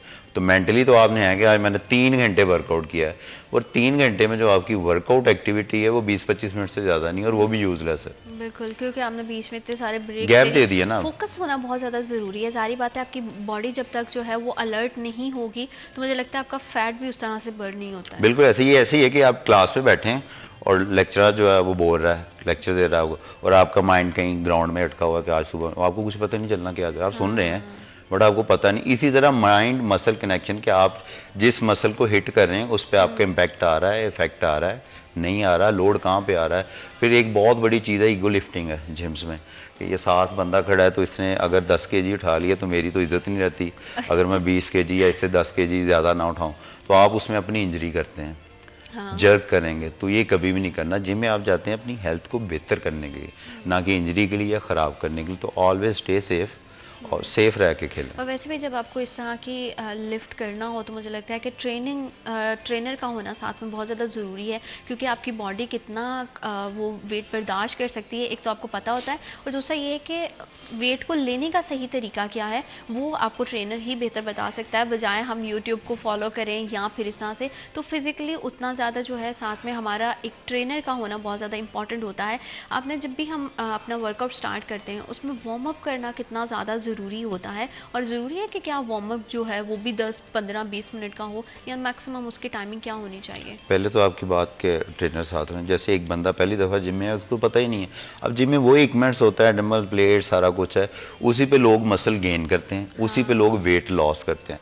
अब मसला कहाँ पे होता है कि आपको पता नहीं है कि वेट लॉस करने के लिए आपकी रेफरेंस क्या होनी चाहिए, इंटेंसिटी क्या होनी चाहिए, रेस्ट पीरियड कितना होना चाहिए, आपका कैलोरी इनटेक क्या है, सरप्लस में जाना है, डेफिसिट में जाना है, आपने हाई इंटेंसिटी करना है, लो इंटेंसिटी करना है, और इसमें कौन सा वर्कआउट ऐड करना है, आपने हिट करनी है, वेट ट्रेनिंग करनी है, कार्डियो करना है, कार्डियोवास्कुलर करनी है, स्ट्रेंथ करनी है, स्टेमिना में जाना है, आपने सर्कल ट्रेनिंग करनी है, हिट करना, क्या करना, तो आपको पता नहीं है, तो वो आपके ट्रेनर ने बताना है। इट्स सेम लाइक कि आप मेडिकल स्टोर पे जाते हो, इतनी मेडिसिन पड़ी है, वो आपको दे नहीं सकता, वो डॉक्टर नहीं बताना कि आपने क्या खाना है, कितना खाना है, कितनी डोज लेनी है, कितनी दफ़ा लेनी है, तो ट्रेनर ने आपको बताना है। आपका पहले फिटनेस टेस्ट होता है, तो उसमें आपकी फ्लेक्सिबिलिटी टेस्ट होती है, स्ट्रेंथ का पता लगता है। तो एक बंदे का फिटनेस लेवल है 10, आप उसे 0 से नहीं स्टार्ट करा सकते, और एक बंदे का 0 है, बिल्कुल ही फारग है, उसे आप 10 पे नहीं ले जा सकते। अगर आप खुद करेंगे तो आप देख के कोई गलत कर लेंगे कुछ, जैसे यूट्यूब्स के ट्रेनर होते हैं हमारे बहुत ज़्यादा, तो फिर मैं उनसे क्वेश्चन करता हूँ कि जब आप बीमार होते हैं तो यूट्यूब से ट्रीटमेंट अपना क्यों नहीं लेते, आप डॉक्टर के पास क्यों जाते हैं? तो वहाँ पे आपको चाहिए कि नहीं नहीं नहीं, हेल्थ है तो ये भी तो आपकी हेल्थ है, इसमें आपने कोई इंजरी कर ली तो आप फारे हो जाएंगे। दूसरी आपकी बात थी कि वार्म अप्स की, वार्म अप बहुत ज़रूरी है।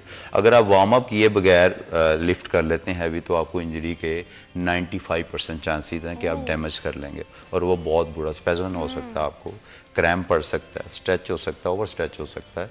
तो वार्म अप जो आपका 5 से 8 मिनट का होना चाहिए, और इस तरह होना चाहिए कि आपका जो कोर का टेम्परेचर है, बॉडी का टेम्परेचर है, वो बढ़ जाए, ब्लड सर्कुलेशन आपकी आ जाए, थोड़ा सा आपको सांस चढ़ जाए, लाइट सी स्वेटिंग हो जाएगी, आपको लगे कि आपकी जो बॉडी है वो रेडी है वर्कआउट के लिए। उसमें आप डायनामिक स्ट्रेचेस करें, बॉडी को मूव करें, सारे जो मसल पार्ट हैं आपके उनको स्ट्रेच करें, एक्टिवेट करें, ताकि आप जो है इंजरी से प्रिवेंट हो सके।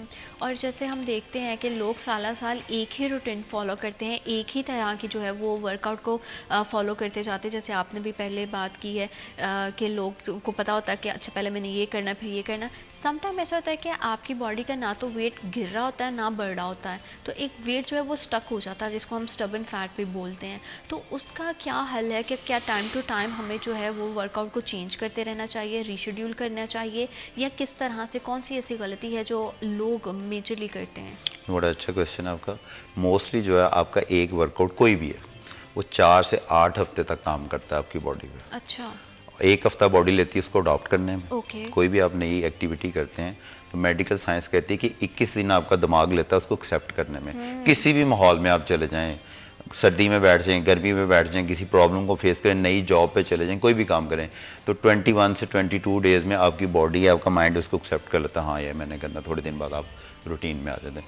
इसी तरह वर्कआउट जो भी है ना, 1 वीक लेती है बॉडी आपकी उसको अडॉप्ट करने में, रिएक्ट करने में। 4 से 8 हफ्ते उसका रिजल्ट आपको मिलता है। उसके बाद बॉडी हो जाती है आपकी यूज टू और चली जाती है प्लेटो फॉर्म में, ओके, जहाँ पे आपका वेट, आपकी हाँ। बॉडी, आपका मसल स्ट्रक वो उसे यूज टू हो गया। अब आप उसमें चेंज करेंगे तो बॉडी को प्रॉब्लम होगा। सेम लाइक कि आप एक मैथ का क्वेश्चन निकालते हैं तो शुरू में आपको प्रॉब्लम होगी, आप 2-4 दिन उसको फ्रिक्वेंटली निकालें तो उस टाइप के जितने क्वेश्चन होंगे आप निकाल ही जाएंगे आराम से, हाँ, माइंड चल पड़ेगा। पर बिल्कुल। जब आप कोई नई चीज करेंगे फिर आपको थोड़ी सी एफर्ट करनी पड़ेगी। तो बॉडी को कभी भी आपने यूज टू नहीं होने देना, आपने वर्कआउट चेंज करने देना, मतलब कि अपना आप स्केड्यूल चेंज करते रहना है। लाइक आपने 5 एक्सरसाइज सपोज आपको पता, आपको ज्यादा नहीं पता कुछ, तो अगली दफा आप शफल कर दें, जो लास्ट में की है वो पहले कर लें। अच्छा, शफल करना मतलब बॉडी को, सीक्वेंस भी चेंज करने सीक्वेंस से। भी चेंज करना है, हर चीज उसकी इंटेंसिटी चेंज कर देनी, वेरिएशन कर देनी। लाइक इस दफा आपने बेंच प्रेस की, अगली दफा इंक्लाइन प्रेस कर लें, तीसरी दफा डिक्लाइन प्रेस कर लें, चौथी दफा डंबल प्रेस कर लें, रेप रेंज चेंज कर लें, वेरिएशन ले आए, होल्ड करके लगा लें। तो आपने बॉडी को कभी भी यूज टू नहीं होना। इसी तरह जैसे आप एक डाइट प्लान लेती हैं, सपोज 1500 कैलोरीज का आपने लिया, अब 1500 कैलोरी ने आपका 5 जो किलो है वेट ड्रॉप कर दिया, आप खुश हैं। अब वो 5 किलो वेट जो उसने ड्रॉप करना था डेफिसिट में आके उसने आपका कर दिया, अब आपका वेट है वहीं, आप 1500 लेते रहेंगे, आप वहीं पे ही हैं, जितना उसने रिजल्ट देना था आपको उसने दे दिया। अब उसमें मजीद ड्रॉप करने के लिए, चेंज करने के लिए आपको डाइट भी चेंज करनी पड़ती है। एक डाइट भी हमेशा आप पे काम नहीं करती, बिल्कुल सही। 1 महीना चलेगी, 1.5 महीना चलेगी, उसके बाद बॉडी आपकी हो जाएगी अडॉप्टेशन में, तो वो उसको अडॉप्ट कर लेगी, फिर रिएक्ट नहीं करेगी। उसको चेंज करने की फिर बॉडी को आपको शॉक थेरेपी देनी पड़ती है, आपको डाइट भी चेंज करनी पड़ती है, अपना वर्कआउट भी चेंज करना पड़ता है, अपना पूरा मेथड चेंज करना पड़ता है। बिल्कुल सही। मतलब कि अगर हमें जो है मिनिमम अगर टाइम देखें तो 1 मंथ के बाद एटलीस्ट हमें कुछ ना कुछ रूटीन में चेंज लाना चाहिए। 1 मंथ से 2 मंथ, बेहतर ये है कि 1 मंथ बाद कर लें, 2 मंथ बाद कर लें, दरम्यान में आप 2 वीक्स बाद भी कर सकते हैं। लाइक ये भी होता है कि आप घर से माइंड बना गए हैं कि आज मैंने आर्म्स करनी है, तो जाके आप चेस्ट कर लें, बॉडी को शॉक कर दें। वो मेंटली आप रेडी हैं कि मैंने आर्म्स हिट करने पर, जाके आप करेंगे तो आपको फील होगा, आपका वर्कआउट का जो इम्पैक्ट है वो भी ज्यादा होगा। आप नया वर्कआउट करेंगे तो आपको फील होगा आपको क्रैम्प्स आ रहे हैं, बॉडी को प्रॉब्लम हो रही है। एग्जैक्टली। जब आप यूज टू हो जाते हो तो चीजें उसी रूटीन में बॉडी चलना अडॉप्ट शुरू कर हो- लेती है बिल्कुल उनको। इसी तरह से जैसे आपने बात की है कि आर्म के कभी हम करते हैं, वर्कआउट करते हैं, कभी हम चेस्ट के करते हैं, तो ये जो एक एक दिन पे हम एक एक बॉडी पार्ट को जो है वो टारगेट करते हैं, ये तरीका ज़्यादा यूज़फुल रहता है या फुल बॉडी वर्कआउट जो हम करते हैं वो ज़्यादा यूज़फुल रहता है? ये मतलब कोई परमानेंट चीज नहीं कि यही करना है, आप 2 मसल भी कर सकते हैं, 3 भी कर सकते हैं, एक भी कर सकते हैं, एक दिन वर्कआउट करके एक दिन रेस्ट भी कर सकते हैं।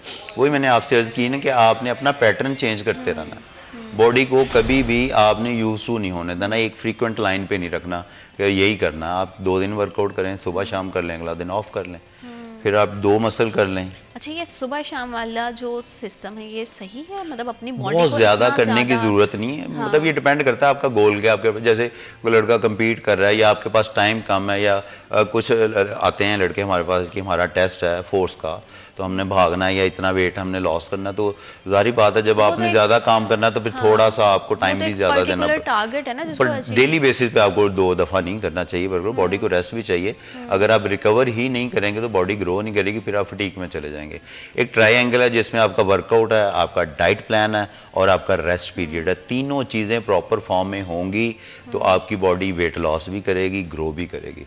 आप बहुत ज्यादा वर्कआउट भी कर रहे हैं और सो नहीं पा रहे, रिकवर ही नहीं कर रहे, रिपेनिश ही नहीं हो रही बॉडी, तो आप जिम में मसल बनाने नहीं जाते, मसल तोड़ने जाते हैं। बिल्कुल। आप तकलीफ लेते हैं, फाशिया ब्रेक डाउन करते हैं, मसल को अच्छे तरीके से तोड़ते हैं, जितना ग्लाइकोजन है उसको जलाते हैं, डिप्लीट करते हैं बॉडी को। उसके बाद आप फिर हेल्दी न्यूट्रिशन लेते हैं, वो आपके ब्लड में जाता है और वही वो बात है मसल कि में बजाय हम अपनी बॉडी को जो है वो रिलैक्स करने के, उसको अगर थका रहे हैं तो उसका भी कोई फ़ायदा नहीं है। ये नहीं होना चाहिए कि आप वर्कआउट करके आए हो तो बस आप फिर पूरा दिन बेड पे पड़े और आपसे कुछ नहीं हो रहा है। एक हर चीज़ में जो है कहते हैं कि बैलेंस होना चाहिए ताकि आप चीज़ों को अच्छे तरीके से एक्सेल कर सको। मज़ीद फिटनेस के हवाले से किस तरह की टिप्स होनी है और किस तरह से आप अपनी लाइफ को बेहतर बना सकते हो, अगर जानना चाहते हैं तो ब्रेक के बाद भी हमारे साथ बनिए रहिएगा। वक्त एक छोटी सी ब्रेक का, will be right back after a short break.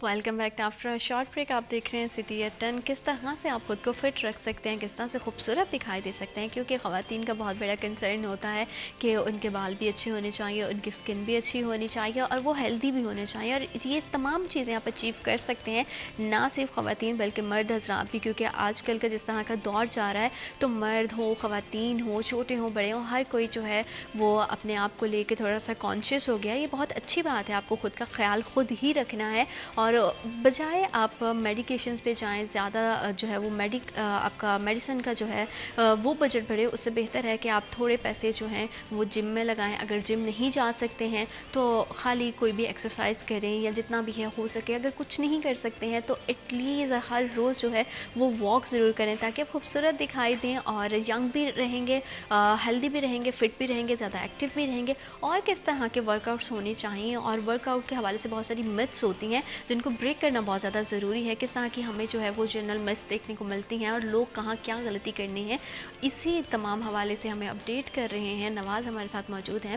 नवाज़, हम जब भी बात करते हैं वर्कआउट की, जैसे आपने बात की कि हमें अपनी बॉडी को रेस्ट देने की भी ज़रूरत है, तो हम देखते हैं कि लोग जो है पूरा वीक जो है वो वर्कआउट करते हैं और खाना पीना भी प्रॉपर नहीं लेते हैं। तो वर्कआउट के लिए कितने बेसिक आप कितने सजेस्ट करते हो कि इतने दिन जो है वो वर्कआउट करो और वीक में इतने दिन का आपके पास ब्रेक होना ही चाहिए, रेस्ट अपनी बॉडी को देना बहुत ज़्यादा इंपॉर्टेंट है? पर्सन टू पर्सन डिपेंड करता है। आप इस चीज़ को ये देखें कि 1 ग्राम जो फैट है वो 2500-3500 कैलोरी से आपकी बॉडी में बनती है। और अगर आप घंटा भी डेली कार्डियो करते हैं, वॉक करते हैं, तो भी आप 200-250 कैलोरीज बर्न करते हैं, तो पूरे हफ्ते में आप 1 पाउंड फैट भी नहीं बर्न करते। तो ये जो लोग आके घंटा घंटा 2-2, 3-3 घंटे ट्रेडमिल पे चढ़े रहते हैं, तो प्लेटो में चली जाती है बॉडी। उनको ये लगता है कि आज हमने वर्कआउट कर लिया 3 घंटे, अब मैं पिज़्ज़ा भी खाऊंगा, कोल्ड ड्रिंक भी खाऊंगा। एक बड़ी वो टर्म बोली जाती है कि खा लो, जिम में जाके निकाल ही देना। वो भाई कैसे निकाल देना है?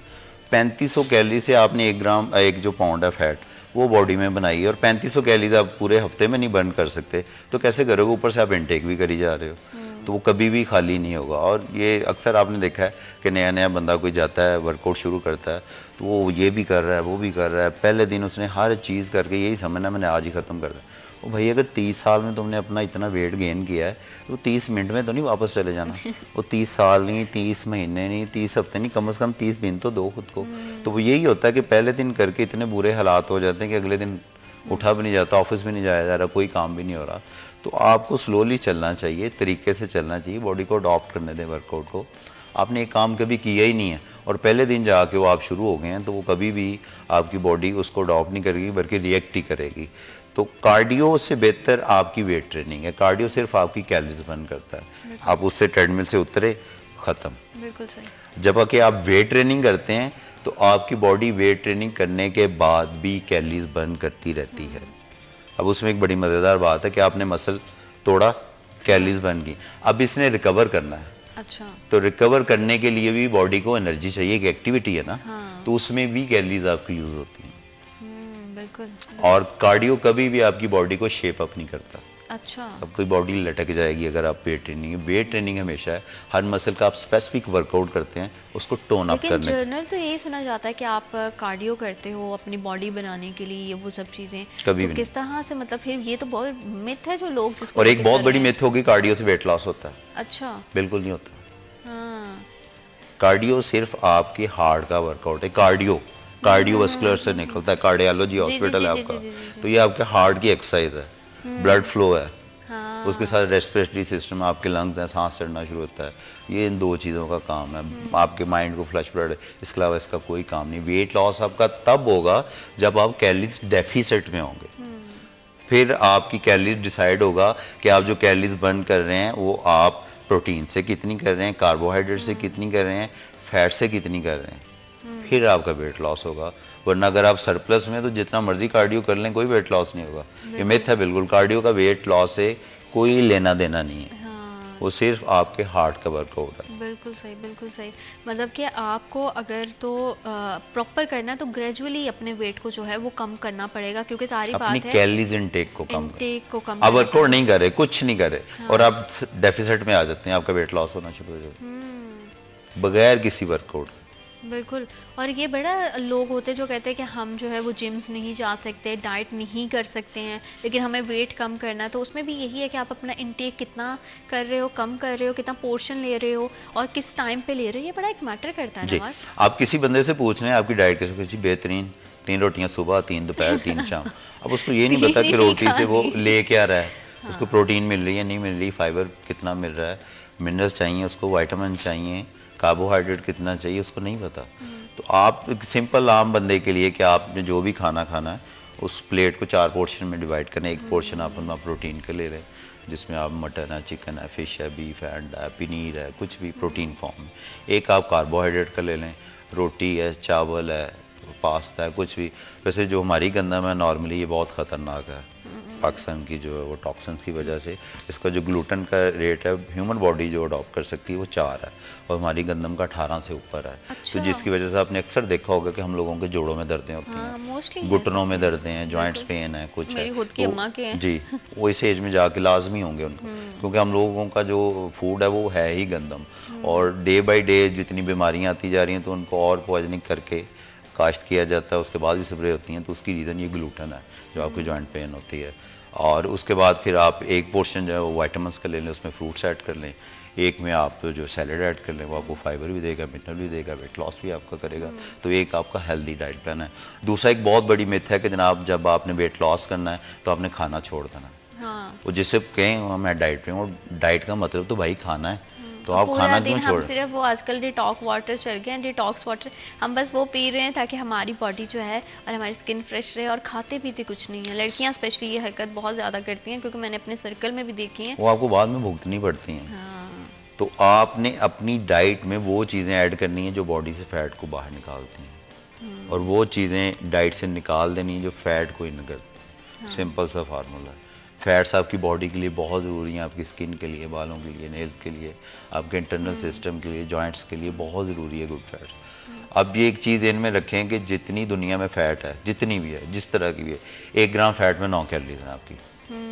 और प्रोटीन है 1 ग्राम जैसी भी है वो 4 कैलोरीज है। 1 ग्राम कार्बोहाइड्रेट है वो जिस तरह का भी है वो 4 कैलोरीज है।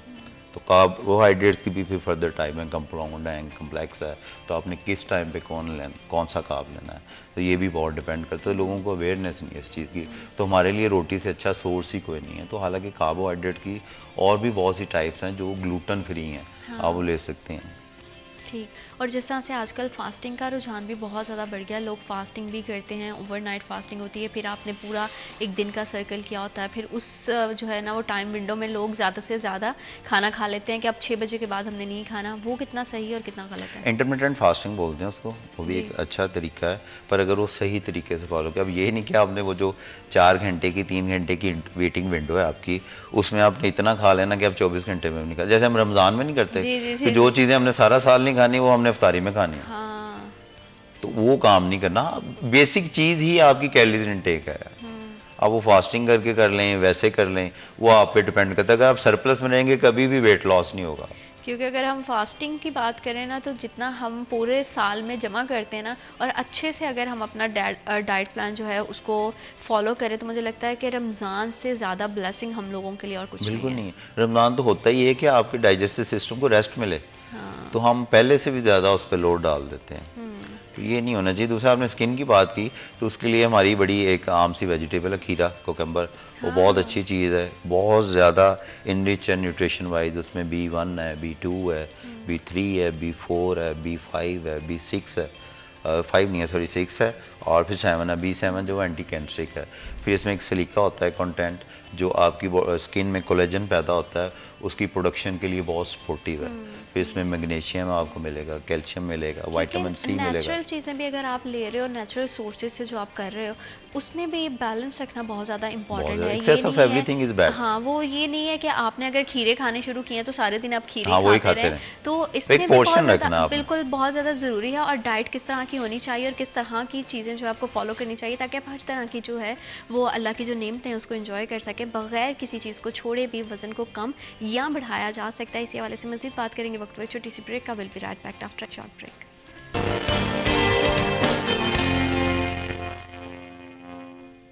Welcome back after short break. आप देख रहे हैं सिटी एट 10 फिटनेस के हवाले से बात करें तो एक्सरसाइजेस के ज़रिए जो है वो एक बहुत इंपॉर्टेंट रोल तो होता है एक्सरसाइजेस का हमारी ज़िंदगी में, लेकिन उसके साथ साथ आप क्या खा रहे हो, किस तरह का आपका लाइफस्टाइल है, आप अपनी नींद कितना जो है वो अच्छे से पूरे कर रहे हो और पानी का इंटेक कितना ज़्यादा है, ये भी बहुत सारी चीज़ें हैं जिनको एक साथ इंक्लूड अगर किया जाए तो आप एक हेल्दी लाइफस्टाइल को जो है वो आगे लेके चल सकते हो। और ये सिर्फ आपकी सीजनल नहीं होनी चाहिए बल्कि ये आपकी ज़िंदगी का हिस्सा होना चाहिए, ताकि आप ग्रेजुअली या तो अपने वज़न को अगर आप बढ़ाना चाहते हो तो आप अपने वज़न को बढ़ा लो एक बार, फिर उसके बाद उसे मेंटेन करो, और अगर आप अपने वज़न को कम करना चाहते हो तो एक बार मेहनत करो एंड देन फिर उसको जो है वो मेंटेन करने के लिए, ताकि वो दोबारा से नहीं बढ़े, आपको एक पूरा लाइफस्टाइल जो है उसको फॉलो करना पड़ता है। क्योंकि ऐसा तो नहीं हो सकता है कि साल के 12 माह जो है वो आप डाइट पे रहो या हार्डकोर जो है एक्सरसाइजेस करते रहो, जिम में ही अगर घुसे रहोगे तो शायद बहुत सारी और चीज़ें हम जो है वो मिस कर देंगे। तो किस तरह से आपका लाइफस्टाइल होना चाहिए, अपनी ज़िंदगी को बैलेंस करना कितना ज़्यादा इंपॉर्टेंट है, वो जो है वो हम सब चीज़ें तभी सीख पाते हैं जब हमें अवेयरनेस होती है, जब हमारे पास जो है वो अच्छी और ऑथेंटिक इन्फॉर्मेशन होती है कि किस तरह की चीज़ें जो है वो आप खा सकते हो, किस तरह की एक्सरसाइजेस कर सकते हो। और इसी हवाले से आज हमारे पास हमारे एक्सपर्ट भी मौजूद हैं जो हमें बताएंगे कि नवाज़ किस तरह से हम जो है वो अपने खाने पे अल्लाह की जो इतनी नेमतें हैं उनको कॉम्प्रोमाइज़ किए बगैर किस पोर्शन में हमें जो है वो दिन भर का अपना मील जो है उसे प्लान करना चाहिए। और लास्ट मील इम्पॉर्टेंटली, क्योंकि हमारे यहाँ बड़ा ये रिवाज बन गया, लोग जो है वो 10 बजे भी डिनर कर रहे होते हैं, 11 बजे भी कर रहे होते हैं, तो आप क्या सजेस्ट करते हैं कि बेस्ट टाइम क्या है? ब्रेकफास्ट आपका 7-8 बजे हो जाना चाहिए, क्योंकि 10 बजे तक अगर आप ब्रेकफास्ट करते हैं तो वो जो टाइम है, क्योंकि सूरज पीक पे जा रहा होता है, तो नेचुरली वो जो फूड है वो आपका ब्लड में बनता है। उसके बाद अगर आप करते हैं 11 बजे 12 बजे तो आपका ब्रंच टाइम है, तो आपने एक मील स्किप कर दिया। अब हमारे ट्रेंड ये है कि हम लोग रात को जागते हैं और दिन को सोते हैं। पता नहीं लोगों को लगता है कि अल्लाह मियाँ से तौबा नौज़ुबिल्लाह, गलत बन गया सिस्टम। उन्होंने रात आराम के लिए बनाई है और दिन को जितना मर्जी आप सो लें, जो रिकवर आपकी बॉडी रात के टाइम करती है। जैसे 10 बजे के बाद आपका जो ब्रेन है वो स्लीपी कंडीशन में चला जाता है, बट उसको एक्टिवेट रखने के लिए आप फ़ोन यूज़ करते हैं, टीवी देखते हैं, लैपटॉप चलाते हैं, गैजेट्स यूज़ करते हैं, पर आपका दिमाग जो उस टाइम रेस्ट पे जाना चाह रहा होता है। अगर आप उस टाइम सोते हैं, 11 से 4 बजे तक का जो टाइम है वो आपकी बॉडी में डिटॉक्सिफिकेशन का होता है, जिसमें आपके लिवर के टॉक्सिन जो है वो डिटॉक्सीफाई होती हैं, स्टमक आपका रिलैक्स कंडीशन में जाता है। और बड़ा ये ट्रेंडदारी बात है, जब आपने जागना तो आपको भूख लगनी है, और फैमिली बैठी होती है, अगर मूंगफली पड़ी है तो 2-2 3-3 किलो वो शुरू हो गए हैं, पिज़्ज़ा आ गया है, बर्गर आ गया है, साथ कोल्ड ड्रिंक्स चल रही हैं, तो वो आपका वेट प्लस नहीं होता, फिर मल्टीप्लाई होता है। और नेचुरली सिस्टम है कि जब सूरज ग्रूप होता है ना, उसके बाद आपकी बॉडी में नेचुरली इंसुलिन की जो प्रोडक्शन है वो स्टार्ट होती है। तो उसके साथ अगर आप artificial carbohydrate, sweetener stuff, artificial process food लेंगे तो आपका वेट प्लस नहीं होगा, मल्टीप्लाई होगा, ज़रबें खाएगा। तो आप देखेंगे दुनिया के जितने भी एथलीट्स हैं उनका जो लास्ट मील है वो प्रोटीन होती है और उसके साथ सैलड होता है, तो उससे आपका वेट गेन नहीं होगा। तो अगर आप कार्बोहाइड्रेट ऐड करते जाएंगे और आर्टिफिशियल फॉर्म और इतना एक्सेसिवली, जितनी कैलोरीज आपकी पूरे दिन में नहीं होनी चाहिए उतनी सिर्फ आप एक मील में ले लेंगे। आइसक्रीम खाएंगे, चिप्स खा रहे हैं, ड्राई फ्रूट पड़ा तो वो रगड़ के उठना है सारा, तो फिर आपका वेट ही बढ़ना, आपने अनहेल्दी होना। जब आपका लाइफस्टाइल ही डिसिप्लिन नहीं है, नेचर के अगेंस्ट आप जब भी जाएंगे आपकी बॉडी खराब होगी। जो चीज़ें अल्लाह पाक ने आपको बताई, ये एक सिंपल सी बात है कि जो फूड अल्लाह पाक ने आपके लिए पैदा किया है आप उसे अच्छा नहीं बना सकते। आप जो भी चीज़ बनाएंगे उसका कोई नेगेटिव इम्पैक्ट लाजमी होगा आपकी बॉडी। कभी कभार हो गया ठीक है, बट आप डेली बेसिस पे अगर जंक फूड और फास्ट फूड खा रहे हैं तो वो आपके लिए अनहेल्दी है, वो आपको बहुत सारी प्रॉब्लम में फेंकेगा जाके। बिल्कुल। और जिन्होंने अपना वज़न कम भी जिन्होंने कम करना है उनके लिए तो बहुत ही ज़्यादा इंपॉर्टेंट है कि वो तमाम चीज़ों को जो है वो मद्देनज़र रखें। लेकिन अगर किसी ने अपना वज़न बढ़ाना है तो हम वो अक्सर देख रहे होते हैं, कह रहे हैं कि वज़न बढ़ाना है तो 24 घंटे जो है उनका कुछ ना कुछ खाना पीना चल रहा था, वो कितना सही गलत है? नहीं, वो भी सही नहीं है, 24 घंटे नहीं बिल्कुल खाना चाहिए। आप आपने अगर गेन करना है 200 से 300 मैक्सिमम 500 कैलोरीज का सरप्लस करें, इससे ज़्यादा ना करें। बाकी जो है वो in the form of the fat आपकी बॉडी में स्टोर होगा, इतनी आपकी बॉडी अडॉप्ट कर सकती है। जैसे अगर आपने वेट लॉस करना है, सपोज आपकी जो मेंटेनेंस कैलोरीज है वो 2000 है और आप जो डेफिसिट कर दिया वो आपने 300 कैलोरीज का कर दिया, 1700 का, 300 कैलोरी तो आपकी उधर से डेफिसिट होगी, बाकी आपने वर्कआउट किया तो 300 आपने उधर से बर्न कर ली, तो 600 का डेफिसिट डेली आपकी बॉडी में आना शुरू हो गया। तो डेली बेसिस पे आपका वेट जो है वो डे बाय डे ड्रॉप होना शुरू हो जाएगा, सिंपल सी बात है। और ये जो डिफरेंट तरह की हमें मिलती हैं आजकल मार्केट से, मल्टीपल जो विटामिन की गम्स मिल जाती हैं या कैंडीज़ मिल जाती हैं, ये लेना क्या सेहत के लिए ठीक है? विटामिन वो कहाँ से बनाते हैं? फ्रूट से निकालते हैं ना। जी। कभी आपने सुना है कि दूध फलाने ब्रांड का पिएं, गोश्त फलाने ब्रांड का खाएं, अंडा फलाने ब्रांड का खाएं? तो ये चीज़ें फ्रूट्स क्यों नहीं खाते आप? हाँ। वो मेडिसिन आप बहुत खुश हो के विटामिन सी की लेंगे कि टेबलेट, हाँ, ऑरेंज नहीं खाएंगे, लेमन में है, दूसरे फ्रूट्स में आपके कैल्शियम है, मैग्नीशियम, पोटेशियम, केला आपका भरा पड़ा, पर आप सप्लीमेंट जरूर लेंगे 10-20 हज़ार का। जो नेचुरल फूड है जिससे वो निकाल के दे रहे हैं, वो आप नहीं लेना पसंद करेंगे। जैसे जिम में अक्सर देखा है मुझे, वो वे प्रोटीन बहुत मज़े से पी रहे होते हैं कि इससे बॉडी बन जानी है, हालांकि बॉडी आपकी वर्कआउट करने से बननी है। तो आप नेचुरल फूड पे क्यों नहीं आता? वो वे प्रोटीन बनाते कैसे हैं कि आप दूध को वो पनीर बनाने के फटाते हैं, वो ग्रीन सा पानी पीछे बचता है, उसको प्रोसेस करके उसकी वे प्रोटीन बनती है, और वो आप इतनी एक्सपेंसिव पीते हैं। बिल्कुल। तो आप जो नेचुरल फूड है अपनी पहले डाइट वो पूरी करो भाई, उसके बाद अगर आपको ज़रूरत है तो फिर देखना हाँ करना चाहिए नहीं क्या। वो पहले दिन ही आते प्री वर्कआउट भी चल रहा है, इंट्रा वर्कआउट भी चल रहा है, पोस्ट वर्कआउट भी चल रहा है, बिफोर बेड कैसीन भी चल रही है, अर्ली मॉर्निंग हार्डकोर भी चल रही है, तो वो सप्लीमेंट में चले जाते हैं सारे। पर जो नेचुरल फूड है असल चीज़ तो वो है। डॉक्टर भी आपको हमेशा यही कहेगा पहले डाइट पे कॉन्सेंट्रेट करें, सप्लीमेंट फिर आपको सिर्फ सपोर्ट करता है, सप्लीमेंट करता है। जब तक आपकी डाइट पूरी नहीं है तो आपका सप्लीमेंट भी कुछ नहीं कर सकता वहाँ। और नेचुरल जैसे हम बात कर रहे थे, जैसे आपने कहा कि खीरा बड़ा रिच है, हमें डिफरेंट तरह के उससे बड़े बेनिफिट्स भी मिलते हैं, लेकिन उसको भी बैलेंस रखना बहुत ज़्यादा ज़रूरी है। दिन में जो नेचुरल फूड भी हम ले रहे हैं उसकी क्वांटिटी कितनी होनी चाहिए वो भी देखना बहुत ज़्यादा इंपॉर्टेंट है। वेजिटेबल जितनी है ना, मोस्टली खीरा भी ऐड कर लें उसमें, वो तकरीबन 90% वाटर बेस होती हैं। हाँ। अगर 100 ग्राम आप लेते हैं ना तो 90% उसमें पानी है, 90 से 95% तक पानी है, तो 5% उसमें जो कह लें सिर्फ कह लें वो फाइबर होता है। फाइबर तो बहुत ज़्यादा होता है, वो न्यूट्रिएंट्स जो है उसके, तो वो आप अपनी एपेटाइट के अकॉर्डिंग खा सकते हैं। सैलेड आप इसलिए ऐड करते हैं कि अगर खाने से पहले आप एक बाउल ले लेते हैं तो आपकी जो एपेटाइट है वो कंट्रोल रहेगी, आप खाएंगे कम, तो उससे भी आपका वेट लॉस होगा। आपको फिलर जो है ना वो फील आएगी, भूख नहीं लगेगा, आपका हंगर जो लेवल है वो सप्रेस रहेगा। तो इस वजह से वो कोई लिमिट नहीं है कि आपने इससे ज़्यादा नहीं खाना, वो आप खा सकते हैं। वो आपकी बॉडी को हाइड्रेट भी रखेगा, अगर आपने पानी कम पिया है तो आपकी डिहाइड्रेशन के प्रॉब्लम को भी सॉल्व आउट करेगा। और वैसे जैसे अब तो आपकी गट हेल्थ के लिए बहुत अच्छा है। बिल्कुल, मौसम चेंज हुआ है तो लोगों ने वैसे ही पानी पीना जो है वो कम कर दिया है। बहुत पूरा दिन में कहीं याद आ गया तो पानी पी लिया। बहुत ज़्यादा ये प्रॉब्लम है कि किसी बंदे से पूछ रहे ना, वो दिन में जो वो बहुत पीता है ना 4 से 5 गिलास पानी पीता है, जो कि बहुत अनहेल्दी एक्टिविटी है ये। आपको कॉन्स्टिपेशन हो सकती है, आपका डाइजेस्टिव सिस्टम वो काम नहीं करेगा, मेटाबॉलिज्म आपका स्टक कर जाएगा। मेडिकली और साइंटिफिकली पर 20 kg आपको 1 लीटर पानी चाहिए आपकी बॉडी को हाइड्रेट रहने के लिए। अगर आपका 40 किलो वेट है तो 2 लीटर, 60 है 3, 80 है 4, से ज़्यादा पिए, कम मत पिए। आपकी स्किन भी अच्छी रहेगी, आपकी गट हेल्थ भी अच्छी रहेगी, आपकी बाउल मूवमेंट भी अच्छी रहेगी, ब्लड का फ्लो भी प्रॉपर रहेगा, बीपी भी लो नहीं होगा। और ये जो हम यूजुअली बात करते होते हैं कि अगर आप पानी नहीं पी सकते, मतलब जैसे अल्लाह ने इतनी बड़ी नेमत तो हमें दी हुई है, तो इसकी जगह इसके मुतबादल आप कुछ भी खा पी सकते हैं। हमारे पास बहुत ज़्यादा फ्रूट्स आ जाते हैं, वेजिटेबल्स आ जाती हैं, तो क्या आपको लगता है कि ये पानी का मुतबादल हैं, कहीं ना कहीं हेल्प आउट तो करते हैं? बहुत कम करते हैं। आप पीने वाली चीज़ की जगह आप खाने वाली चीज़ को कैसे रिप्लेस कर सकते हैं? उसमें पानी होगा को 5%। जैसे अभी आपने सैलड्स की बात की कि इसमें बहुत ज़्यादा मतलब ये रिच भी हैं और इसमें जो है वो आपकी बॉडी को डिहाइड्रेट भी नहीं होने देते, तो इस तरह से पर आप कितना खीरा खा लेंगे? हाँ बिल्कुल, आपने बाकी फूड भी तो लेना ना। तो पानी बहुत ज़रूरी है आपकी बॉडी के लिए। आपका कभी वेट लॉस नहीं होगा अगर आपका वाटर इनटेक पूरा नहीं है, याद रखिएगा। और जितना मर्जी वर्कआउट कर लें, जितने मर्जी डेफिसिट में चले जाएं, अगर आपका वाटर इनटेक अच्छा नहीं है कभी भी आपका वेट लॉस नहीं होगा। वही बात है कि डिफरेंट ना वेट गेन होगा ना वेट लॉस होगा। बिल्कुल, डिफरेंट तरह के कंपोनेंट्स जो हैं वो मिलके हमें एक हेल्दी लाइफस्टाइल देते हैं।